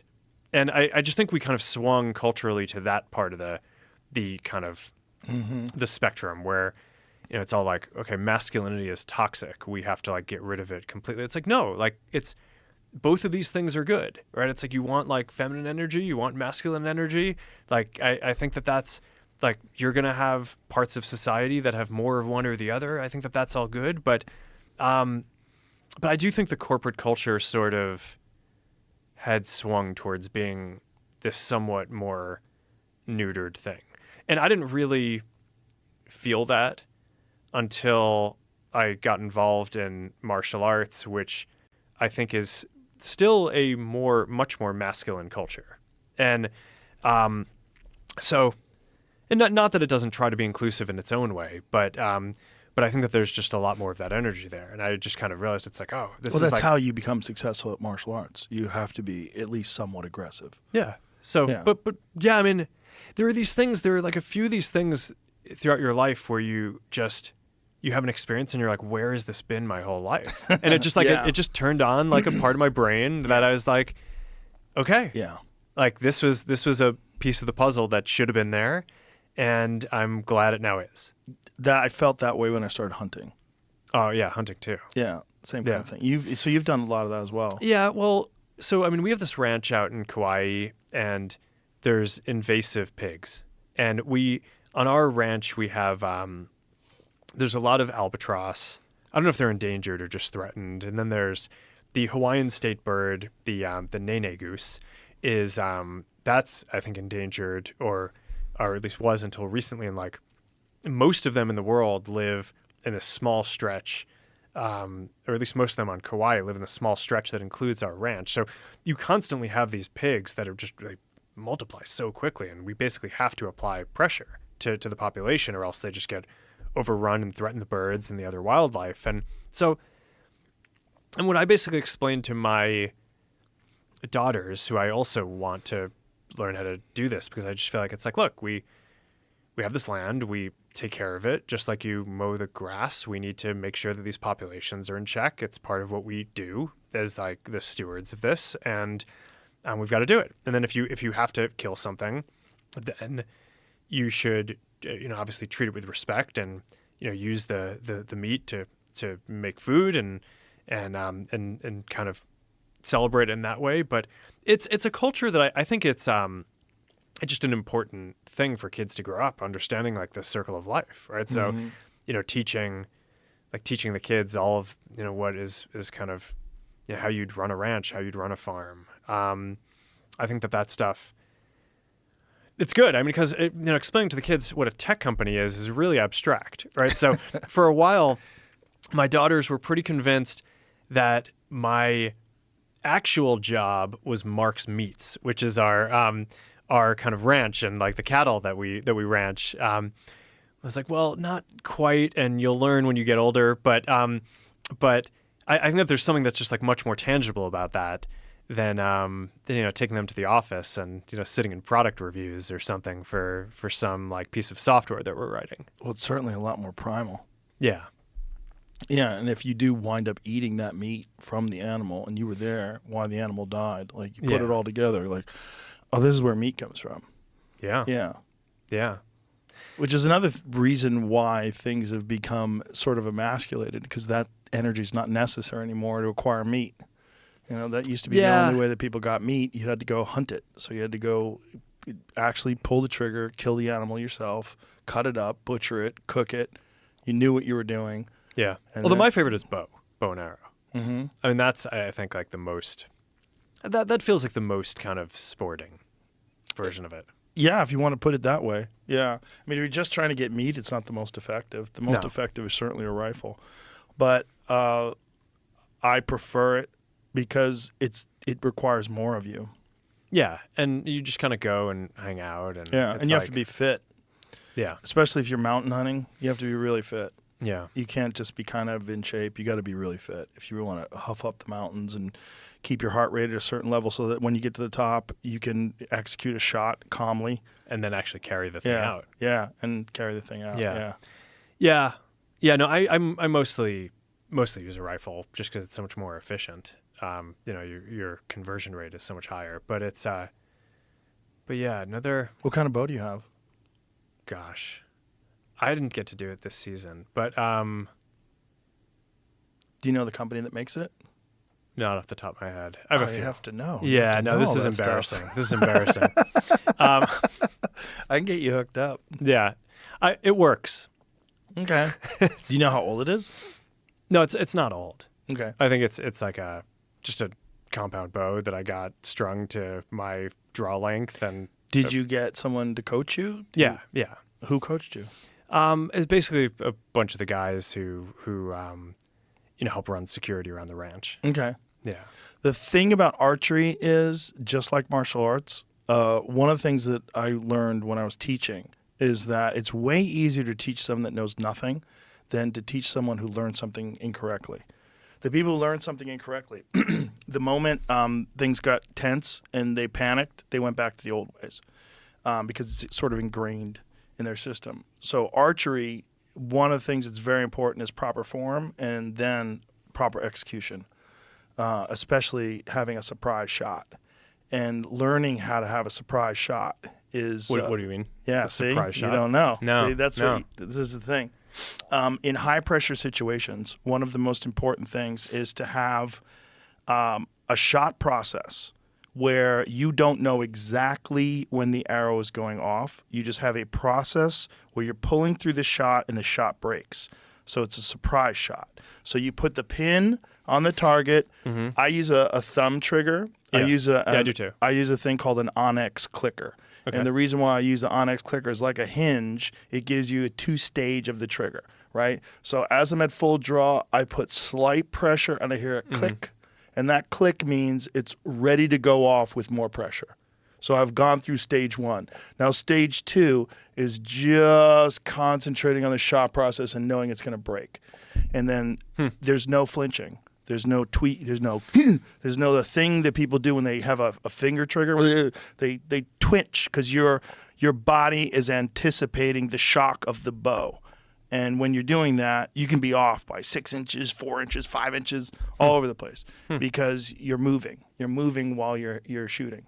When you're doing it with a rifle, it's very different because obviously a rifle's far faster. Yeah. And then you have a scope, so you're zoomed in many magnifications, and all you have to do is just slowly squeeze.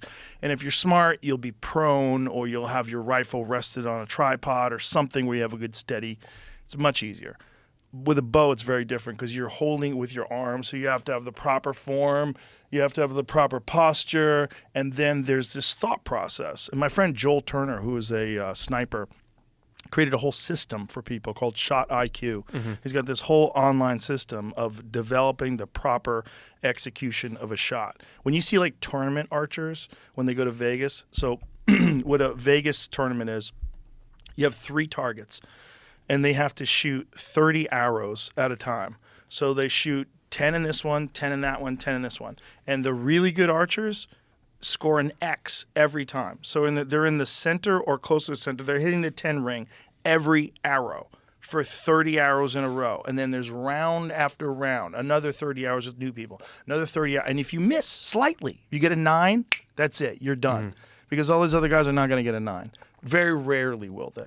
So it's the most 10s that you can get. And the best way to do that is with a surprise shot. So these guys have like these long stabilizers on their bow where they keep it totally steady, and it's all just about relaxing. And most of them use a hinge release. So a hinge, you know what a hinge is? Have you ever used one? Okay, instead of a button where you press it, you're rotating the hinge, which activates a sear. I just have a trigger. Yeah. So you're just hammering the trigger. You're doing exactly what you're not supposed to do. You're Really? a trigger puncher. Yeah, you're a trigger puncher. Your thumb? Yeah, you're hitting it with your thumb, right? Uh-huh. Yeah, I guarantee you, when you do it, your arm doesn't move.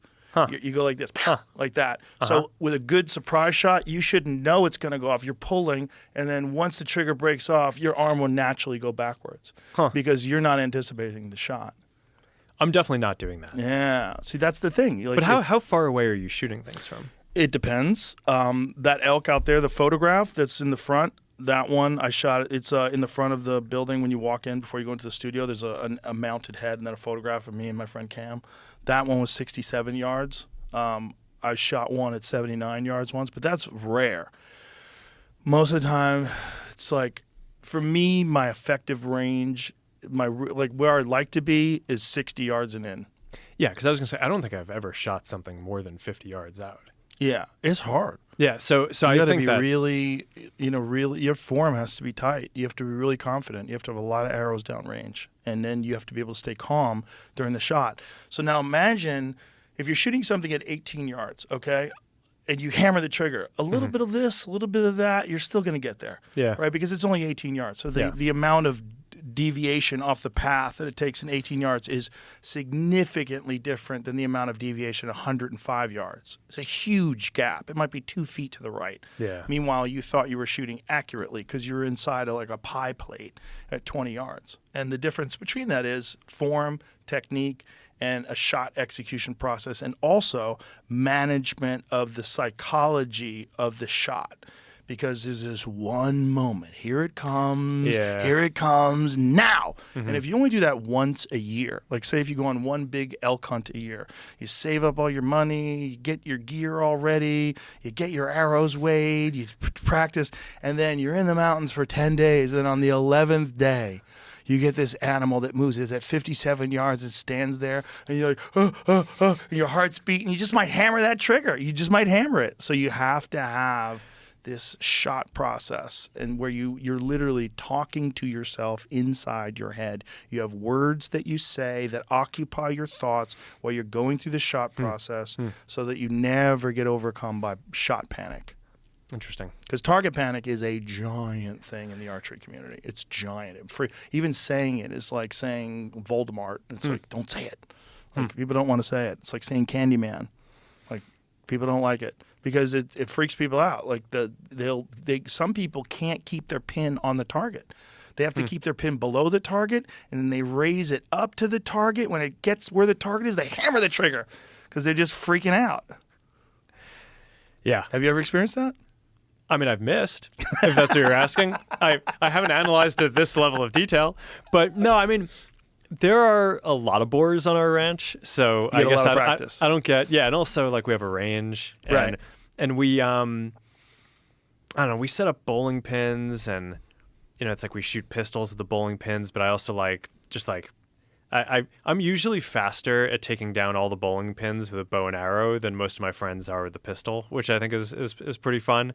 But yeah, no, I'm just more casual. I'm clearly not doing it at your level, and maybe you've given me another side quest to maybe go deeper on. But that's what I'm saying. But I'll take you on an elk hunt in the mountains. Yeah, you'll get addicted.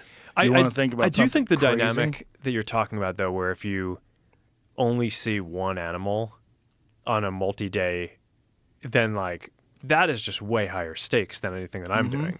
I mean, it's not everything that you're doing, because if you're really considering having an MMA fight, it's very similar because you're building up to this one moment. Sure. I'm talking about the archery that I'm doing. Right. I mean, it's like I go out. It's like you're going to see some pigs, and and it's like if I don't hit any, it's like my family's still eating. It's okay. Right. So I'm not like, but right. Yeah.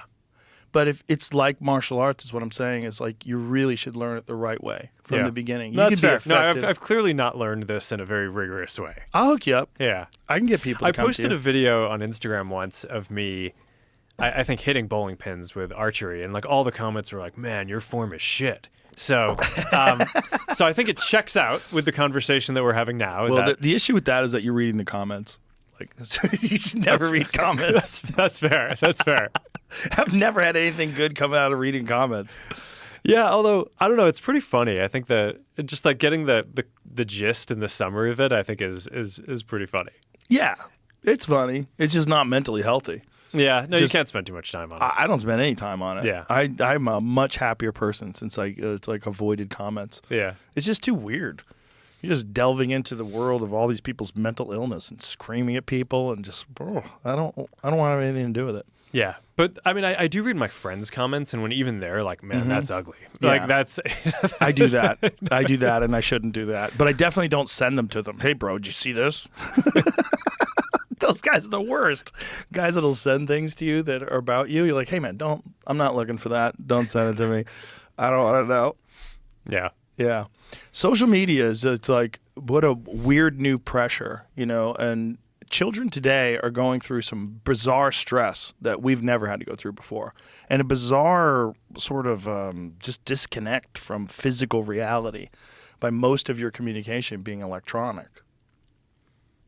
Yeah, no, I think, we basically, my kids at this point are 9, 7, and 1.5. So we got. So you're not interested in that, or you're not No, involved I in mean, that. Rather, well, of course you're interested. I mean, yeah. interested. I mean, Well, involved. I'm very in that focused on currently it. with I them. think that it's about to start getting a lot more complicated. Mm-hmm. I think, the 9 and 7-year-old, but I mean, just kind of deciding what technology they're going to use and what's good and what's not, and all the dynamics around that. It's really complicated. And look, I mean, I think every family has their own values and how they want to approach this, right? So from my perspective, we have one of my daughters just like loves building stuff. So she clearly like takes after me in this way. It's like every day she's just like creating some random thing. It's like she's creating stuff with Legos, and it's like one day it's that, or the next day it's Minecraft. And from my perspective, it's like, okay, I don't know, Minecraft is actually kind of a cooler tool to build stuff than Legos a lot of the way. So it's am I going to say that there needs to be some kind of limit on her screen time if she's doing something that's creative, that's maybe like a richer form of what she would have been doing physically? Right. In that case, probably not. Now, there were times when she'd get so excited about what she was building in Minecraft or something that she was coding in Scratch that she'd wake up early to kind of get her tablet. And that was bad, right? Because then it's like starting to get in the way of her sleep. And I'm like, August, you can't do that, right? It's like, we're going to take your iPad away if you're doing that. You little psycho. What are you doing getting up early? No, it's like August. I did that too when I was a kid, but trust me, Yeah. you're going to want to sleep. It's not going to lead to success. Meanwhile, you're on a fucking island. Yeah, no, yeah. One of the richest people in the world. Your dad, you're like, what the fuck, Dad? Yeah. Didn't it work for you? I mean, Leave me alone, my iPad. Trying to figure out how to build a mansion in Minecraft. It's either going to work or it's going to end badly. But Right. But it's like, but I feel like building stuff, I feel generally pretty good about. I think communication, I generally feel pretty good about the kids using. I mean, they use it to talk to their grandparents, right, or parents and cousins. It's like that type of stuff is good. Messenger Kids, the thing that we built, it's basically like a messaging service that the parents can choose who can contact the kids and like just approve every contact. That's much better than just having like an open texting service. But I don't know, but there's a lot of stuff that's like pretty sketchy, and I kind of think like different parents are going to have different lines on what they want their kids to be able to do and not. Yeah. So some people might not even want their kids to be able to message even with friends when they're 9 and 7. Some people might say, hey, no, Minecraft, that's just a game. I don't think about that as building. I think that is a game. I want to limit the time that you're doing that. I want you to go read books instead, or whatever the values are that family has. So for Meta, what we've kind of come to is we want to be the most aligned with parents on giving parents the tools that they need to basically control how the experiences work for their kids. Now, we don't even really, except for like stuff like Messenger Kids, we don't even have our services, our apps generally available to people under the age of 13 at all. So I mean, our kids, I haven't had to like have the conversation about when they get Instagram or Facebook or any of that stuff. But But when they turn 13, we basically want parents to be able to have complete control over the kids' experience. And that's, we just rolled out this Instagram Teens thing, which is, it's a set of controls where, it's if you're an older teen, we'll just default you into the private experience. That way you're not getting like harassed or bombarded with stuff. And but if you're a younger teen, then you have to get your parents' permission, and they actually have to like sign in and do all the stuff in order to make it so that you can connect with people who are beyond your network, or if you want to kind of be a public figure, like all these different kinds of things. So I think that that's probably, from a values perspective, where we should be, is just trying to like be an ally of parents. But this is complicated stuff. I mean, it's every family wants to do it differently. It is complicated, and there's also this dismissal of activities that are done electronically as not being beneficial. And one of the things that we highlighted recently was a study that we found online that showed that surgeons that play video games make far less mistakes. Interesting. Yeah. Well, the people who do the training in VR definitely make less mistakes. Oh, yeah. Well, that is, to me, one of the most fascinating aspects of technology today. When you and I were doing that game, we were fencing with each other, I'm like, this could be applied to so many different things now. It's like there's so many opportunities, not just for just pure recreation, but education. There's so many things you could learn, skills, through AR or VR that it'll greatly enhance your ability to do those things in the real world. I mean, it's kind of a cheat code in a lot of ways. And it's also games in VR. I don't know if you've ever done Sandbox. You ever do Sandbox? Do you know what Sandbox VR? Do you know what that company is? Yeah. You go to a warehouse, you put on a haptic feedback vest, you shoot zombies. I'm so addicted. It is my favorite thing. There's a thing called Deadwood Mansion. It's the most fun game of all time, by far. You have a shotgun, and there's zombies coming at you. And when my zombie game is Arizona Sunshine. Oh, what's that one? It's you just like it can be multiplayer, and there's horde mode where you just get in there, and there are like 4 friends, and there's just like waves of zombies come, and you have to kill them all. Yeah. Oh, yeah. I have to try it. Yeah. I haven't tried that one yet. It's very therapeutic. Oh. You just wait until they come into point blank range. How long before you guys develop some sort of a haptic feedback suit where like it covers the whole body? Oh man. Is that possible? It's possible. I think that there's other things that are probably more important to deliver. So I guess taking a step back, a lot of how we think about the goal here is delivering like a realistic sense of presence, right? No technology today gives you the feeling as if you're like physically there with another person, right? You're like interacting with them through a phone. Right. You have this like little window. It's kind of taking you away from everything. And that's like the magic of augmented and virtual reality, is like you actually feel this like presence, like you're there with another person. And so the question is, okay, how do you do that? And it's like there's like a million things that contribute to that. I mean, obviously, first, just being able to look around and have the room stay. Getting good spatial audio, right? If someone speaks, then it should do the audio. It needs to be 3D and come from the place where they're speaking. It's very interesting which things end up being important for this kind of creating this sense of presence and which don't. So having hands, obviously, if you're just looking around but you can't actually like move things, that breaks the illusion. But having hands, like hand tracking that you can do stuff, is important. One thing that we found that's kind of funny is it's actually not that important that you see your arms. You just need to see your hands. Obviously, seeing your arms is a bonus unless we incorrectly interpolate where your elbows are or something. So if we're looking at your hand, or if we have a controller, we can know, okay, your hand is here. But that doesn't necessarily tell us where your elbow is. Your elbow could be like this, it could be like this, so you can kind of guess from the... But if we get that wrong, and you like see in VR, it's like you see the hand there, and your elbow is like... looks like it's here when it's actually out there. You're like, what's going on? Like, that's messed up. So it's a lot of these things, like you just don't want to get these details wrong. So haptics, the most important first thing for haptics is on the hand, right? I mean, we have so many more neurons, basically, or not neurons, but just like the like sensation. It's like such higher resolution on your fingertips than anywhere else in the body. So, when you grab something, making it so that you feel some pushback, right? There's a lot of gaming systems at this point where if you like pull a trigger, you get like a little bit of a rumble or something. We built this one thing where it's like a ping pong paddle with a sensor in it, and you feel the ball hit, like the virtual ball hitting the ping pong paddle, and it feels like when you're actually playing ping pong, it's not like a generic thing where it's just like you feel it hit the paddle, you feel where it hits the paddle. And we basically built a system where now with this like physical paddle, you can kind of the haptics make it so you can feel where the ball hits the paddle. Ooh. So it's like all these things like are just going towards delivering a more realistic experience. So full body haptics.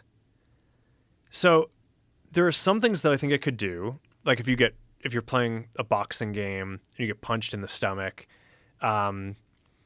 you can probably simulate something like that a little. It's not going to be able to deliver that much force. So, I mean, I guess that's maybe a good thing because no one wants to get punched in the stomach that hard. But like, it's not going to be able to deliver enough force for you to, for example, let's say you're not just boxing, you're kickboxing. Like, I don't know, you need something on the other side to be able to complete it, right? Because it's like when you kick, when you're just practicing, it's like you spin, right? Because you don't want to just like stop. And it's I think that's like the shadowing a kick.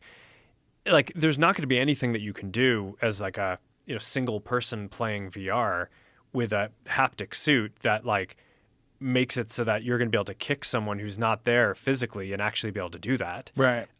So like grappling, it's like I think that like jiu-jitsu is going to be the last thing that we're able to do in VR because you like need the momentum of the other person and to be able to move them. The boxing thing is actually good. Boxing works. Yeah, boxing works.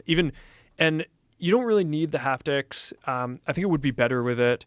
That's probably one of the better cases. I think it's that and getting shot or like sword fighting type stuff. So you can like just feel it on your body. But I don't know. I think what's basically going to end up happening is you're going to have like a home setup for these things. And then you're going to have, there are these like location-based services where like people, it's almost like a theme park where you can go into and you can have like a really immersive VR experience where it's not just that you get like a vest that can simulate some haptics. It's that you're also like in a real physical environment. So they can like have smoke come out or something and you can smell that and feel that, or like spray some water and it feels humid. And I think that it still is going to be a while before you can just like virtually create all those sensations. So I think a lot of those really rich experiences are going to be in these very constructed environments. Is the bridge when they figure out some sort of a neural interface? So instead of having these extraneous things, instead of having like a fan blowing at you or the ground moves a little bit, have everything happen inside your head? Well, in terms of neural interfaces, there are two approaches to the problem, roughly, right? There's the kind of jack it into your brain neural interface, and then there's the wrist-based neural interface thing that we showed you for Orion, the smart glasses. Yeah. And I would guess that I think it's going to be a while before we're really widely deploying anything that jacks into your brain. I think that there are a lot of people who don't want to be the early adopters of that technology. You want to like wait until that's pretty mature before you get that. I mean, that's basically going to get started in medical use cases, right? So if someone like loses sensation part of their body and now you have the ability to fix that. Like the first Neuralink patient. Yeah. So I think you'll basically start with people who have pretty severe conditions who the upside is very significant before you start like jacking people in to play games better, right? Right. But a wrist-based thing, I mean, that's something, like people wear stuff on their wrist all the time, right? So, and what we basically found there, that doesn't do input to you, but it's good for giving you the ability to control a computer because basically you have all these extra neurons that go from your brain to controlling your hand. Your hand is like super complicated. And there's actually all these extra pathways because for a bunch of reasons. I mean, neuroplasticity, in case you like lose the ability to use one, they want to be able to have others. So you want the redundancy because being able to use your hand is super important. So in normal use, we've kind of all figured out some patterns of how we send signals from our brain to our hand. And I think the reality is there's like all these other patterns too that are unused today. So you can put a wristband on your wrist that can measure activity across these neurons. And today we're starting by basically measuring as you're like moving your fingers. But over a few versions of this we're going to get to is like, you won't actually even have to move your hand. You'll just like trigger these neurons in opposing ways. It's like, you probably can't see right now. It's like I'm kind of flexing something in this finger and something here. So like it's not actually moving, but there's some signal that the neural interface wristband, if I were wearing it, could pick up. And I just think we're going to like have glasses and we're going to be able to be here. And I'm like going to be able to like, text my wife or friends or something, or text AI and like get an answer to something. It's like, I forgot something while we were talking. Let me just text AI. Okay, I just did that. It's like, didn't and you take can do it anything away. Sitting there without anyone even totally knowing discreetly. you're doing it. And you have glasses and like the answer just comes into your Yeah. glasses. I mean, for me, one of the positive things when COVID hit, everyone in software basically started working remotely for a while because you can, right? Software, it's like, okay, whatever. You don't have to be in the office, so you can kind of be in different places. And a lot of the meetings went onto Zoom. And one of the best things about that was basically you were able to politely have all these side conversations, right? So it's like when you're seeing someone in person, it would be super rude if I like pulled out my phone and like just started texting someone. It would just be really weird, right? Right. But when you're like talking to someone online, it's like, I don't know, I guess because they either can't tell your attention because there's not good presence, or if it's just the norm. But they're like, you have like the main group conversation. And then I was like, at least the norm for me was I could just like text different people on the side. It's like, okay, what do you think of this point that this person is making in this meeting? Right. Like in normal life, it's like, oftentimes I'd have, some discussion, then I'd have to like sync up with people afterwards about how did that go. But now it's like I could just do that all at the same time, right? It's like you're having the group discussion and you're having the conversations with the people about the discussion that you're having in real time. But you can only do that over Zoom. So I think being able to do that in kind of physical interactions where you're just like, you're interacting with people and you can just like use an AI augmentation to be able to get extra context or help you think through something or remember something. Just to be able to kind of have a better conversation, be able to, not have to follow up on something after the fact. I think like it's going to be super useful for all these different things. Well, it certainly can be, but I think that also opens up the opportunity for people to be even more disconnected, because if you're sort of connected to other things while you're physically in the presence of someone, so you're having a conversation with someone, but you're also like searching like where you want to eat that night. Like because people are going to use it for that as well. Yeah, I actually think it'll be a lot better on that because Really? right now, right now we have our phones, but we're like, it's like you're like it takes you away from like the physical environment around you. Mm-hmm. You're kind of like sucked into this little screen. I think now in the future, our computing platform, as it becomes more of like a glasses or eventually contact lens form factor, is you're going to actually the internet is going to get overlaid on the physical world. So it's not like we have the physical world and now I have all my digital stuff through this tiny little window. In the future, it'll be, okay, all my attention goes to the world. The world consists of physical things and virtual things that are overlaid on it. Mm-hmm. So if we wanted to, play poker or something, it's we could have a physical deck of cards, or we could just have a virtual kind of hologram deck of cards and snap your hands. Here's the deck of cards. And like our friend who can't be here physically, like he's here as a hologram, but he can play with the kind of digital deck of cards. Also, I think, let's say you're like doing something at work, you're working on a project. I think in the future we'll have AI coworkers. Those people won't even, they're not even people. They wouldn't be able to be embodied. So if you're having a physical meeting, you're sitting around with a bunch of people, they couldn't show up as like, part of the team no matter what. But I think like we'll get to a point where just like your friend could show up in a hologram and like your AI colleagues will be able to also. So I think like we'll basically be in this wild world where it's like most of the world will be physical. There'll be this increasing amount of like virtual objects or people who are kind of beaming in or like hologramming into different things to interact in different ways. And I actually think that natural blending of the kind of digital world and the physical is way more natural than this segmentation that we have today, where it's like you're in the physical world and now I'm just going to go tune it out to look at my like I'm going to access the whole digital universe through this like 5-inch screen. Right. So I don't know. It seems natural to me. It's like this is the world. There isn't like a physical world and a digital world anymore. We're in 2025. It's one world. Like these things should get blended. God, that's such a weird concept, but it's true. I mean, that's where we're headed. We're certainly headed into deeper and deeper integration. It's not like things are moving away. We're headed to deeper and deeper integration with technology and AI. And it's inevitable. It seems like it's on this march, and there's not a lot we're going to be able to do to stop that march. Just we got to hope that the right people are in control of AI when it becomes God. Or that it becomes widely available. I mean, I kind of liked the theory that it's only God if only kind of like one company or government controls it.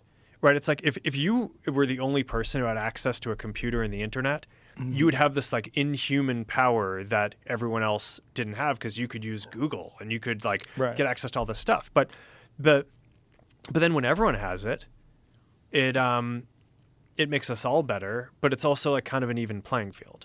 So that's kind of what we're going for with this whole open source thing is I don't think that there's going to be like one AI. I certainly don't think that there should be one company that controls AI. I think you like want there to be a diversity of different things and a diversity of people creating different things with it. I mean, some of it will be kind of serious and helping you think through things. I think like with anything on the internet, a lot of it is just going to be funny and like fun and content, and people are going to create agents that are like AIs that are entertaining, and they'll pass them around almost like content, where it's like just like you pass around like a reel or a video and you're like, this thing is fun. Like in the future, like a video, it's not interactive. You watch it and you're consuming it. But I think a lot of more entertainment in the future will be inherently interactive, where someone will kind of sculpt an experience or an AI, and then they'll show someone, it's like, oh, this is funny, but like, it's not necessarily that I'm going to interact with that AI every day. It's like, okay, it's funny for 5 minutes, and then you pass it along to your friends. And so I don't know. I think you want the world to have all these different things. And I think that's probably also, from my perspective, the best way to make sure that it doesn't get out of control is to make it so that it's pretty equally distributed. I think the problem that people have with it is not even whether or not it gets equally distributed. It's that if it becomes sentient and it goes on its own.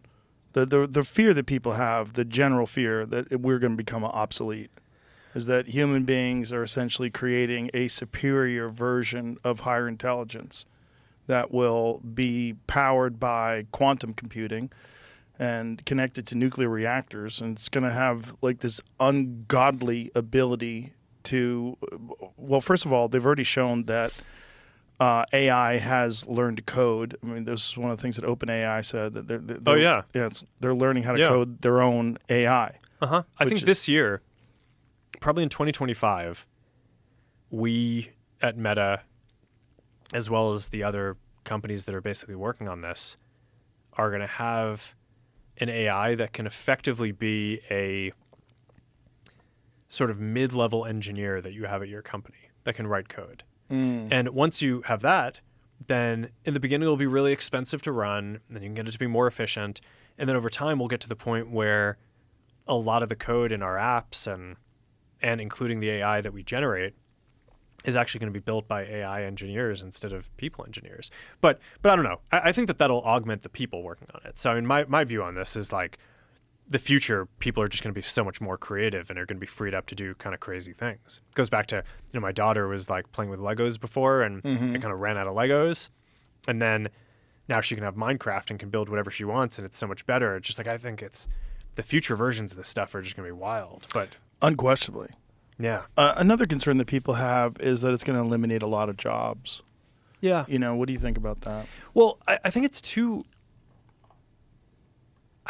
early to know exactly how it plays out, but my guess is that it'll probably create more creative jobs than it. Well, I guess if you look at the history of all this stuff, my understanding is like 100 years ago. I don't know if this was 100 or 150 years ago, but it was like at some point not too far along in the grand scheme of things, like the vast majority of people in society were farmers, right? Because they kind of needed to be in order to create enough food for everyone to survive. And then we turned that into like an industrial process. And now it's like 2% of society are farmers, and we get all the food that we need. So what did that free up everyone else to do? Well, some of them went on to do other things that are sort of like creative pursuits or cultural pursuits or other jobs. And then some percent of it just went towards recreation, right? So I think generally people just don't work as many hours today as they did when everyone needed to farm in order to have enough food for everyone to survive. So I think that trend is sort of played out as technology has grown. And so my guess is that like the percent of people who will be doing stuff that's like physically required for humanity to survive will get to be smaller and smaller as it has. More people will dedicate themselves to kind of creative and artistic and cultural pursuits. I think that's generally good. I think the number of hours in a week that someone will have to work in order to be able to get by will probably continue to shrink. Yet I think people who are super engaged in what they do are going to be able to work really hard and accomplish way more than they ever could before because they have like this unimaginable leverage from having a lot more technology. So I think that if you just like fast forwarded or extrapolated out the historical technological trend is what you'd get. I think the question is what you raised, which is this qualitatively a different type of thing that somehow obsoletes people? But I just think when you're asking that, it's just important to remind ourselves that like at every step along the way of human progress and technology, people thought that the technology that we were developing was going to obsolete people. So maybe this time it's really different, but I would guess that what'll happen is that the technology will get integrated into like everything that we do, which again is why I think it's really important that it's open source and that it's widely available. So that way it's not just like one company or one government kind of monopolizing the whole thing. And I'd guess that if we do it in that way, we'll all just kind of have superpowers is my guess, rather than it sort of creating some kind of a runaway thing. I mean, one of the things that I think has been interesting, this is maybe going in a somewhat different direction than what you were asking, or a different take on the question, is I think one of the more interesting philosophical findings from the work in AI so far is I think people conflate a number of factors into what makes a person a person. So there's intelligence, there's will, there's consciousness, and like I think we kind of think about those three things as if they're somehow all the same, right? It's like if you're intelligent, then you must also have a goal for what you're trying to do, or you must have some sort of consciousness. But I think like one of the crazier sort of philosophical results from the fact that, okay, you have like Meta AI or ChatGPT today, and it's just kind of sitting there and you can ask it a question and deploy like a ton of intelligence to answer a question, and then it just kind of shuts itself down. Like that's intelligence that is just sitting there without either having a will or consciousness. And like, I just think it's not a super obvious result that would be the case, right? I think a lot of people, they anthropomorphize this stuff. And when you're thinking about kind of science fiction, you think that, okay, you're going to get to something that's like super smart. It's going to like want something or like be able to feel. And well, you know that ChatGPT tried to copy itself when it found out it was being shut down, tried to rewrite its code.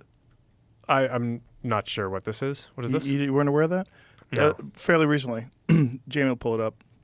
We talked about it the other day.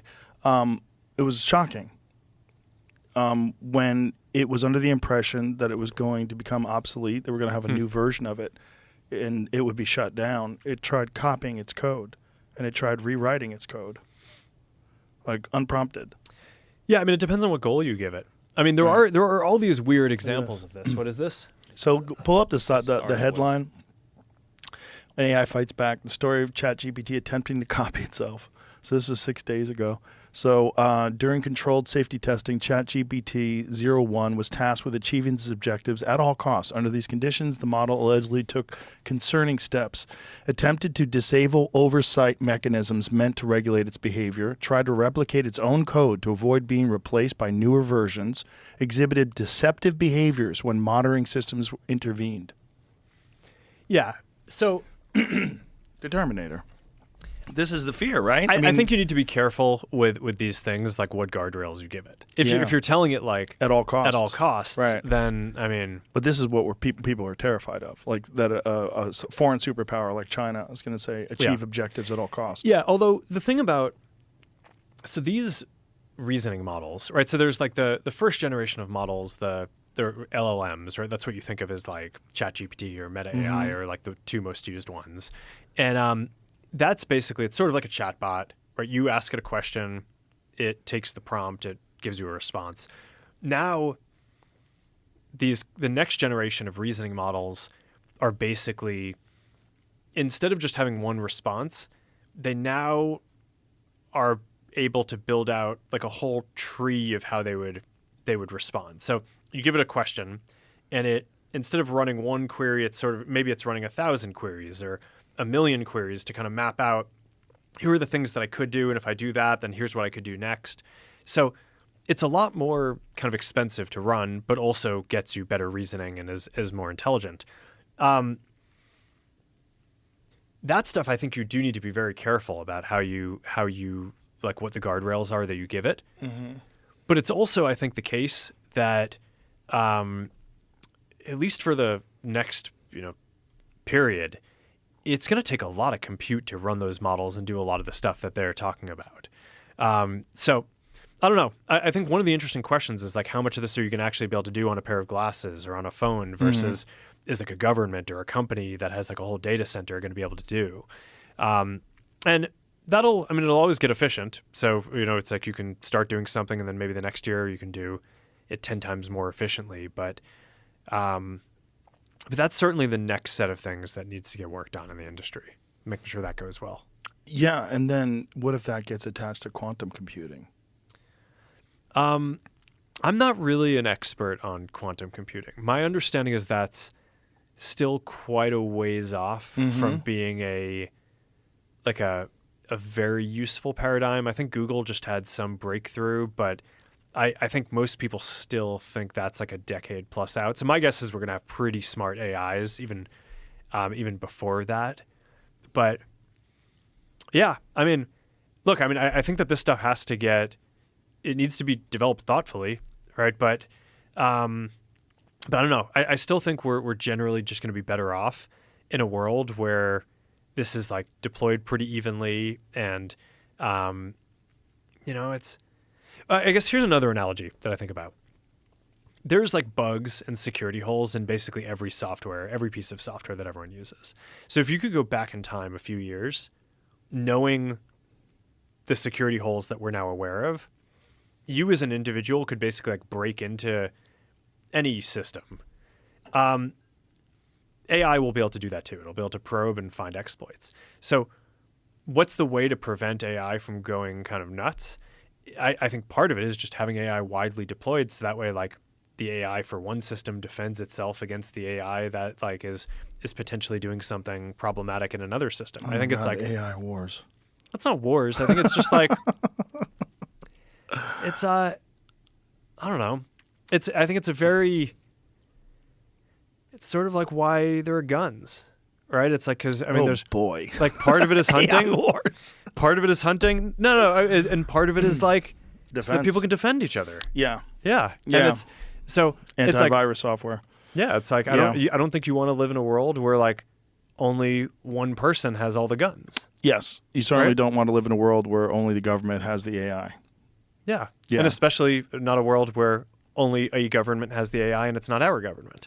Yes. So which I think is part of the issue is like when people talk about trying to lock this stuff down, like I'm skeptical that that's even possible. Because agree. I kind of think like if we try to lock it down, then we're going to be in a position where the only people who are going to have access to it are the big companies working on it and the Chinese government that steals it from them. Yes. So I kind of just think like, no, what you want to do is like get this to be open source, have it widely available. Yeah, some like adversaries might also have access to it, but the way that you defend against that is by having it built into all these different systems. I think that's a realistic, pragmatic perspective because I don't think you can contain it at this point. I think it's far too late, especially when other countries are working on it. It's far too late. It is what it is. It's happening, and I think the guardrails, as you said, are really important. I have to pee so bad, so let's pee and come back because I want to talk about a couple other things. Yeah, sure. We'll be right back, folks. So one of the things that I want to talk about was I've been doing this transition from Apple to Android, and the difficulty of doing it, how locked you are in their ecosystem. Partly is because Apple does a really good job of incorporating everything and making it very easy, your photos, your calendar, your this, your that, your iMessage. But I don't like being attached to one company like that. It drives me crazy. And when I'm trying to get off, it's funny how many people use. I mean, they've done an insane job because, like, I think there's some enormous percentage of kids today that only use iPhones. And when you try to switch over to Android, it's so much easier to switch from Android to Apple because so many people have Apple. When you switch from Apple to Android, you kind of have to like redo your whole system. Mm-hmm. It's such a pain in the ass. But there's so much of what Apple does that I don't like. And one of the big ones is the way they do that Apple Store, where they charge people 30%. Like, that seems so insane that they can get away with doing that. And I know I have some opinions about this. I know you do. That's why I brought it up. Yeah, no, I mean, look, the iPhone is obviously one of the most important inventions probably of all time.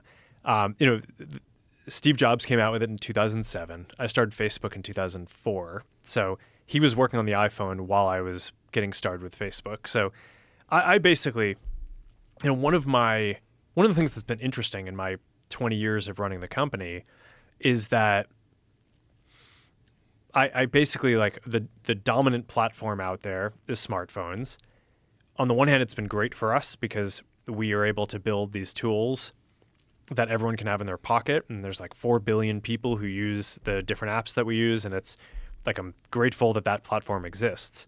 But we didn't play any role in basically building that those phones because, I mean, it was kind of getting worked on while I was, still just trying to make the first website that I was making into a thing. And on the one hand, it's been great because, now pretty much everyone in the world has a phone, and that's a kind of enables pretty amazing things. But on the other hand, like you're saying, they have used that platform to put in place a lot of rules that I think feel arbitrary and feel like, they haven't really invented anything great in a while. And it's like Steve Jobs invented the iPhone, and now they're just kind of sitting on it 20 years later. And, they actually, I think year over year, I'm not even sure they're selling more iPhones at this point. I think like the sales might actually be declining. I think part of it is that each generation, it doesn't actually get that much better. So people are just taking longer to upgrade than they would before. So the number of sales, I think, has generally been flat to declining. So how are they making more money as a company?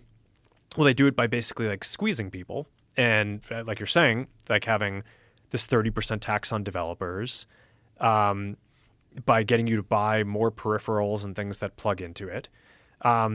They build stuff like AirPods, which are cool, but they've just thoroughly hamstrung the ability for anyone else to build something that can connect to the iPhone in the same way. So, I mean, there are a lot of other companies in the world that would be able to build like a very good earbud, but it just, Apple has a specific protocol that they've built into the iPhone that allows AirPods to basically connect to it, and it's just much more seamless because they've enabled that, but they don't let anyone else use the protocol. If they did, then there would probably be much better competitors to AirPods out there. And whenever you push on this, they get super touchy, and they basically wrap their defense of it well, if we let other companies plug into our thing, then that would violate people's privacy and security. It's like, no, just do a better job designing the protocol, right? I mean, we have, we basically asked them for the Ray-Ban Meta glasses that we built.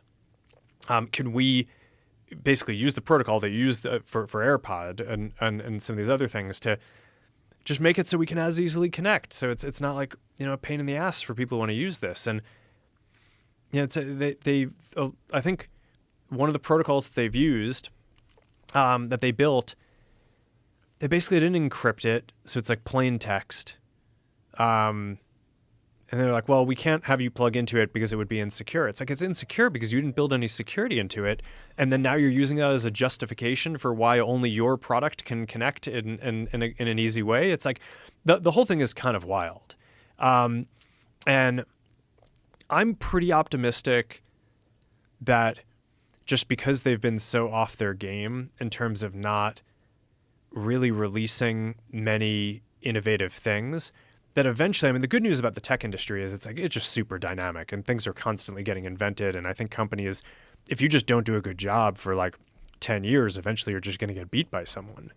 But I don't know. I mean, at some point I did this like back of the envelope calculation of like all the random rules that Apple puts out. If they didn't apply, like I think, it's like, and this is just Meta, I think we like make twice as much profit or something. And that's just us. I mean, it's like all these small companies that like probably can't even exist because of the taxes that they put in place. So yeah, I think it's a big issue. I wish that they would just kind of get back to building good things and not having their ability to compete be connected to just like advantaging their stuff. Because I'm pretty sure what they're going to do is like they're going to take something like this Ray-Ban Meta, category that we've kind of created with Ray-Ban and the company that built that. They're like the really great AI glasses. And I'm pretty sure Apple's just going to like try to build a version of that, but then just like advantage how it connects to the phone. And well, they did that with their AR goggle thing, but it's not very successful. No, that one they didn't actually connect into the rest of their ecosystem. But I mean, look, they shipped something for $3,500 that I think is worse than the thing that we shipped for $300 or $400. So, I mean, that clearly was not going to work very well. Now, I mean, look, they're a good technology company. I think their second and third version will probably be better than their first version. But yeah, no, I think the Vision Pro is, I think, one of the bigger swings at doing a new thing that they tried in a while. And, I don't want to give them too hard of a time on it because we do a lot of things where the first version isn't that good. You want to kind of judge the third version of it. But, I mean, the V1, it definitely did not hit it out of the park. I heard it's really good for watching movies. Well, it's the whole thing is it's got a super sharp screen. Mm-hmm. So if you want to basically have an experience where you're not moving around much in VR, you just want to have the sharpest screen, then for that one use case, I think the Vision Pro is better than Quest, which is our mixed reality headset. But in order to get to that, they had to make all these other trade-offs, right? In order to have a super high-resolution screen, they had to put in all this more compute in order to power the high-res screen. And then all that compute needed a bigger battery. So now the thing is really heavy. So now it's uncomfortable to wear. And then like because of the screen that they chose, as you move your head, which you would if you're actually interacting, if you're playing games, like the kind of image blurs a bit, and that's kind of annoying. So it's actually worse for things where you're moving around in. But no, if you're gonna sit, if you're like on a flight and you want to have a $3,500 device that you use to watch videos, Vision Pro is better for that use case. They're really good at keeping you in their walled garden. That's what they're really good at. Yeah, I mean, the whole thing that they've done with iMessage, where they do this whole blue bubble, green bubble thing, and it basically, they're like, for kids, it's just sort of like they embarrass you, right? Mm-hmm. They're like, if you don't have a blue bubble, you're not cool, and you're like the out crowd, and then they always wrap it in like security. it's like, oh, well, we do this blue bubble because of security. Meanwhile, Google and others had this whole protocol to be able to do encrypted text messages that finally I think Apple was forced to implement it. RCS. Yeah. I think it was the Chinese government that basically ended up forcing them to do it, or some other government. But it's still not encrypted. Even when you're sending RCS text messages, I don't think it's encrypted. I thought it was, but maybe I'm I think maybe I'm it's missing only something. encrypted Google to Google phones. I don't think it's encrypted iPhone to Google phones or Google phones to iPhones. Because I think that was actually, was it the FBI? Someone released that, telling people that if they're talking about sensitive things, they should use encrypted apps like WhatsApp. See if we can find that. It was something where they were saying that, contrary to popular belief, that RCS texting to iPhones. You got it? GSMA aims to implement end-to-end encryption for RCS messaging. Can we see it? I mean, it's not a good answer. I'm trying to find a good Oh, answer. okay. I don't have anything to show you yet. I was trying to read. Yeah, so Google RCS to But I don't know if this is Android correct. phone to Android phone is encrypted with RCS. I think the issue comes with it going from, so like, say Google, Google this, Google RCS texting to iPhones, is it encrypted? RCS texting to iMessage, is it encrypted? 'Cause I'm pretty sure it's not. I might be wrong. I don't think I am. I'm pretty sure I read that. And the problem was they won't let any other phone use the iMessage protocol. And they had a company that was doing it called Beeper. And they were doing it through some sort of workaround. Yeah, it's not encrypted. Yeah, that's what I'm saying. Yeah, so it's not. So you are getting the ability to send high resolution images, which is great because, like my friend Brian, who uses an Android, he'd send me a video and it'd be this tiny little broken down box because, you had to break it down to the lowest resolution. Yeah. No, I mean, group chats, when you have a bunch of people in iMessage and then one person is an Android, are terrible. I mean, we get a ton of people. People get mad at you? Because you Well, have I use an Android WhatsApp. phone. So I use WhatsApp. you only use that. I only communicate with a few people over SMS, but it's but basically, I mean I build, a lot of the leading messaging services, so I've got to use ours. Most people, I'm either WhatsApp or Instagram Direct or a Messenger, but yeah. So I think it's maybe people are less likely to get mad at me for asking them to use WhatsApp because you own we it. make WhatsApp. Yeah. So when Tucker Carlson was about to interview Vladimir Putin, one of the things that was really disturbing was they contacted him and said that they read his signal messages and they knew that he was going to interview Vladimir Putin, and he was like, "What the fuck?" Who did? The government. The U.S. Yes, U.S. government. I forget what it was. Was it the CIA? Or was it the FBI? Wow. I forget who it was. And he was like, I didn't even know you could do that. Well, there are multiple vulnerabilities in all this stuff. It's unclear if I doubt that what they did was they broke Signal, because that encryption I think is pretty good, as is WhatsApp. I mean, it's basically Signal and WhatsApp use the same encryption. It's an open source and it's a NSA. NSA. Okay. But someone could break into your phone and see everything that's on your phone. But the thing that encryption does that's really good is it makes it so that the company that's running the service doesn't see it. So if you're using WhatsApp, basically, when I text you on WhatsApp, there's no point at which the Meta servers see the contents of that message. Unless, we took a photo of it or shared that back to Meta in some other way. That basically, it cuts out the company completely from it, which is, I think, really important for a bunch of reasons. One is people might not trust the company, but also just security issues, right? Like, let's say someone hacks into Meta, which, we try really hard to make it so that they can't, and we haven't had many issues with that over the 20 years of running the company. But in theory, if someone did, then they'd be able to access everyone's messages if it weren't encrypted. But because it's encrypted, there's just nothing there, right? It's like, they can't hack into Meta and then get access to your messages. So now someone like the NSA or CIA would have to kind of hack into your phone, which, there are probably ways to do that. Pegasus. I mean, Yeah. there are probably a bunch of ways. Yeah. Yeah. There's probably ways we don't know of.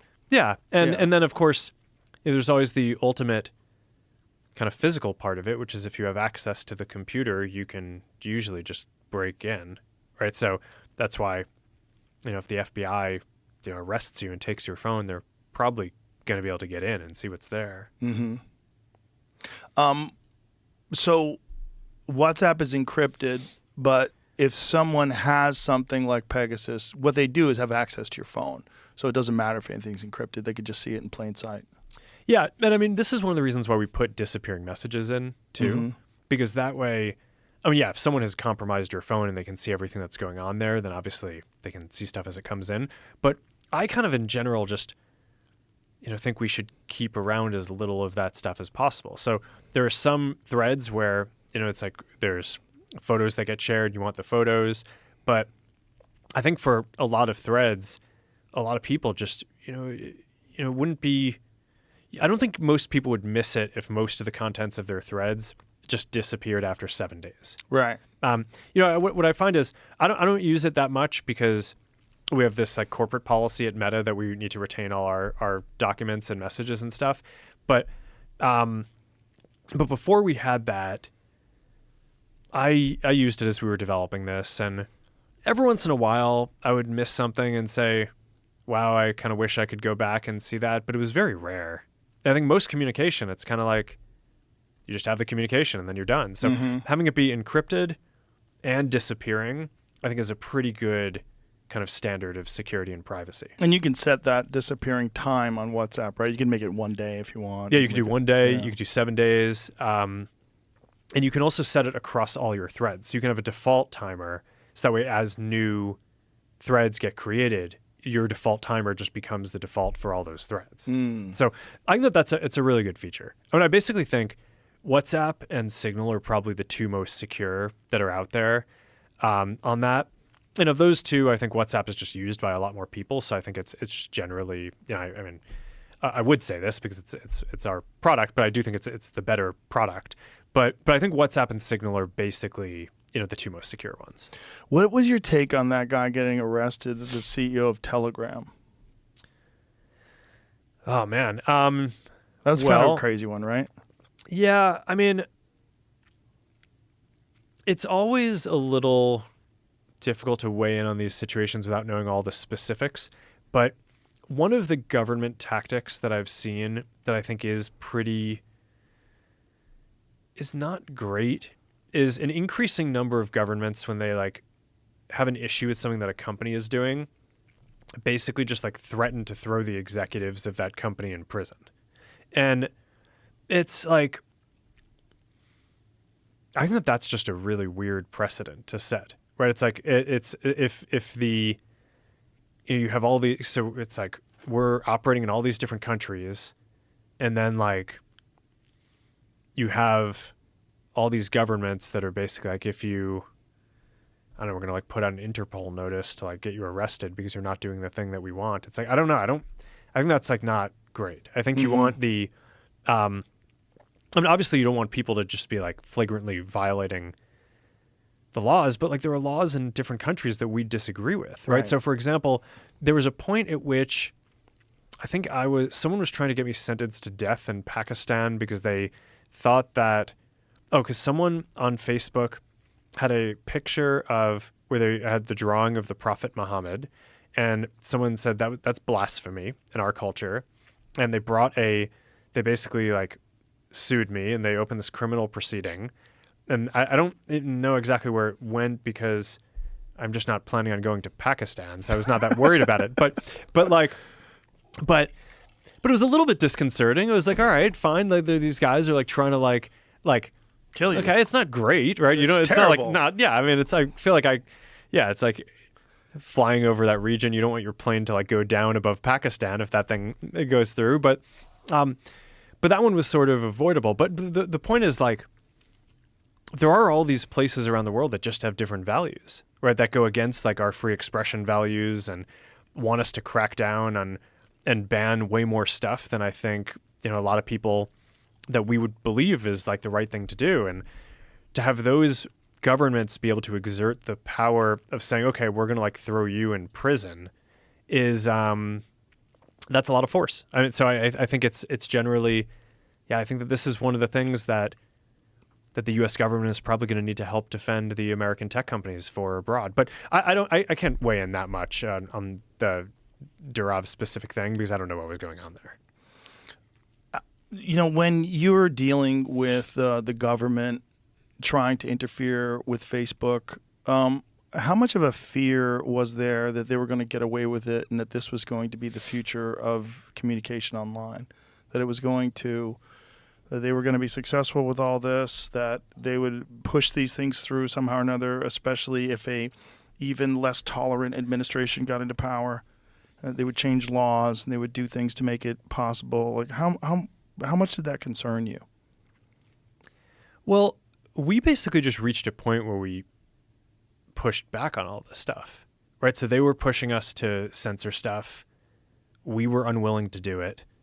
We developed a very adversarial and bad relationship with our own government, which I think is just not healthy because I think, it's, I mean, in theory, I think, it would be good if the American industry had a positive relationship with the American government.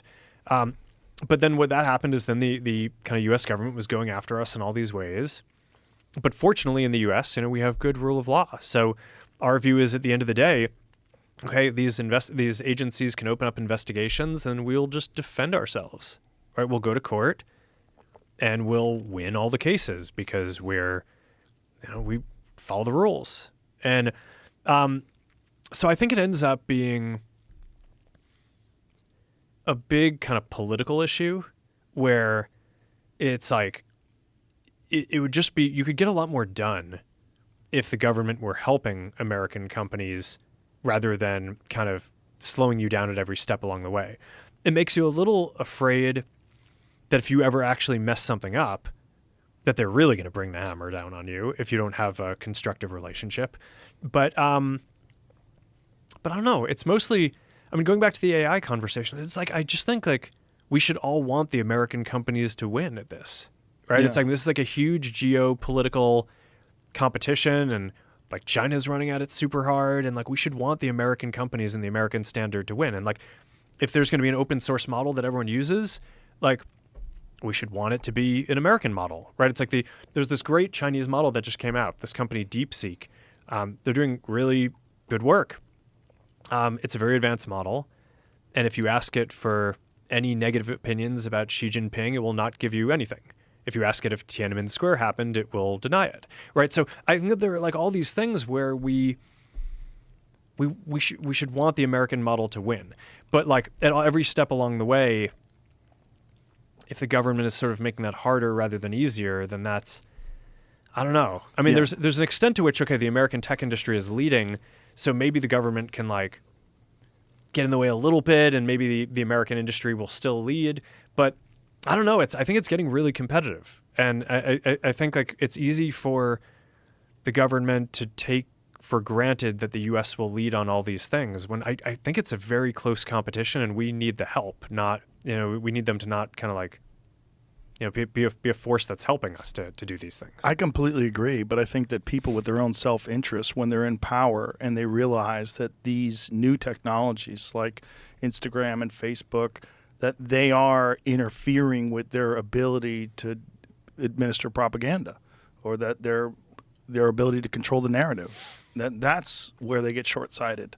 And that's when they act in their own personal interest and not in the interest of neither national security or the future of the United States in terms of our ability to stay technologically ahead.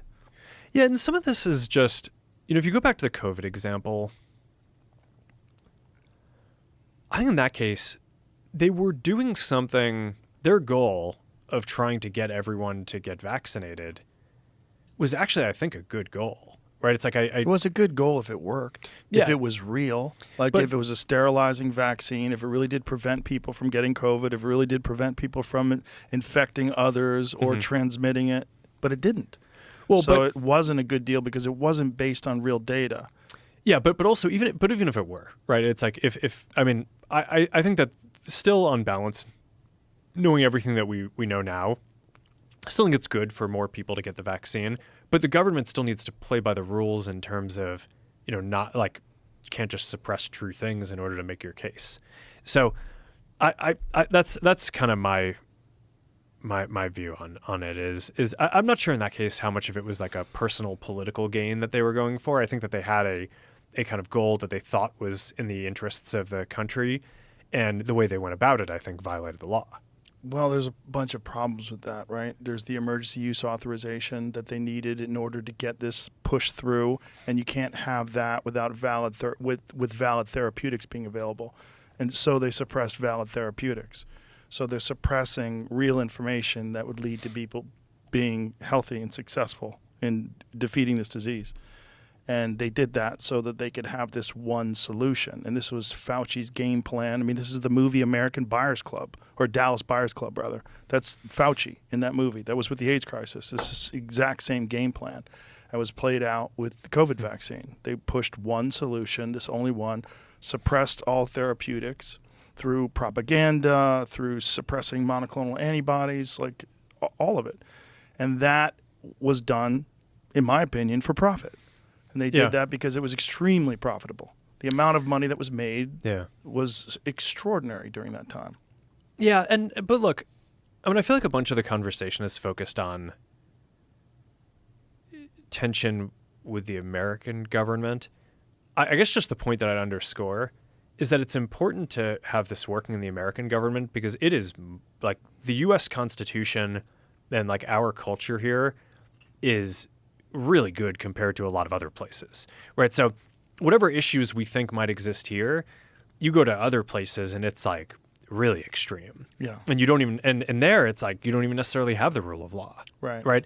And so I just think that like the way that this stuff works well is, I think if there was a clearer strategy and the U.S. government understood, believe that it's good to kind of help advance this industry because it's strategically important for the country, then I think it would be good to basically push back on stuff that's happening in other countries that's actually a lot more extreme than the stuff that's happening in the U.S. Yeah, I agree as well.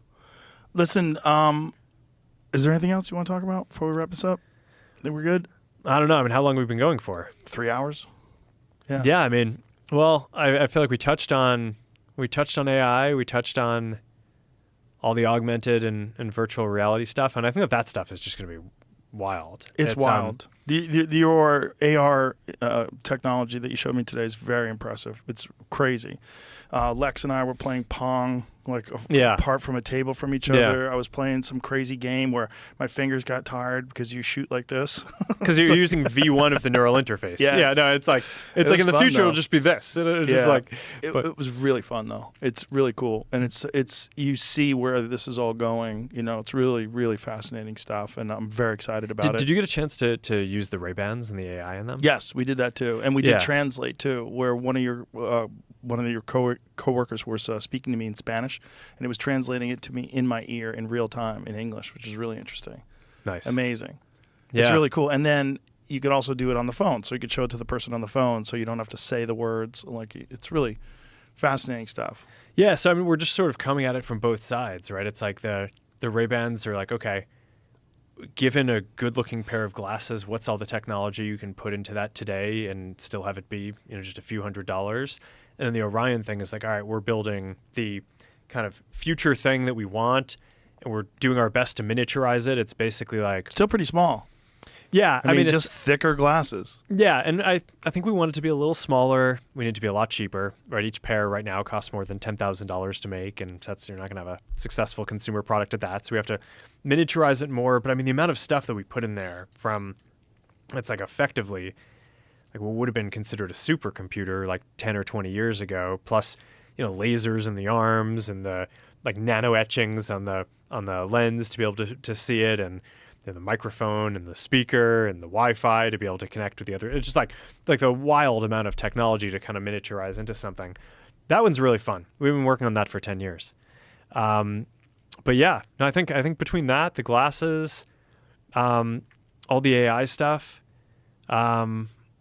Yeah, all the social media stuff. Yeah, no, I mean, I think we covered it, and I'm very excited about this new stance that you guys are taking. I think the community notes thing is a brilliant idea that X has implemented, and I think I am really glad that you guys are implementing it too. I think it's the way, and the way generally I think we both agree is that people have to have the ability to communicate. They have to have the ability to express themselves, and that's how we find out what's real and what's not.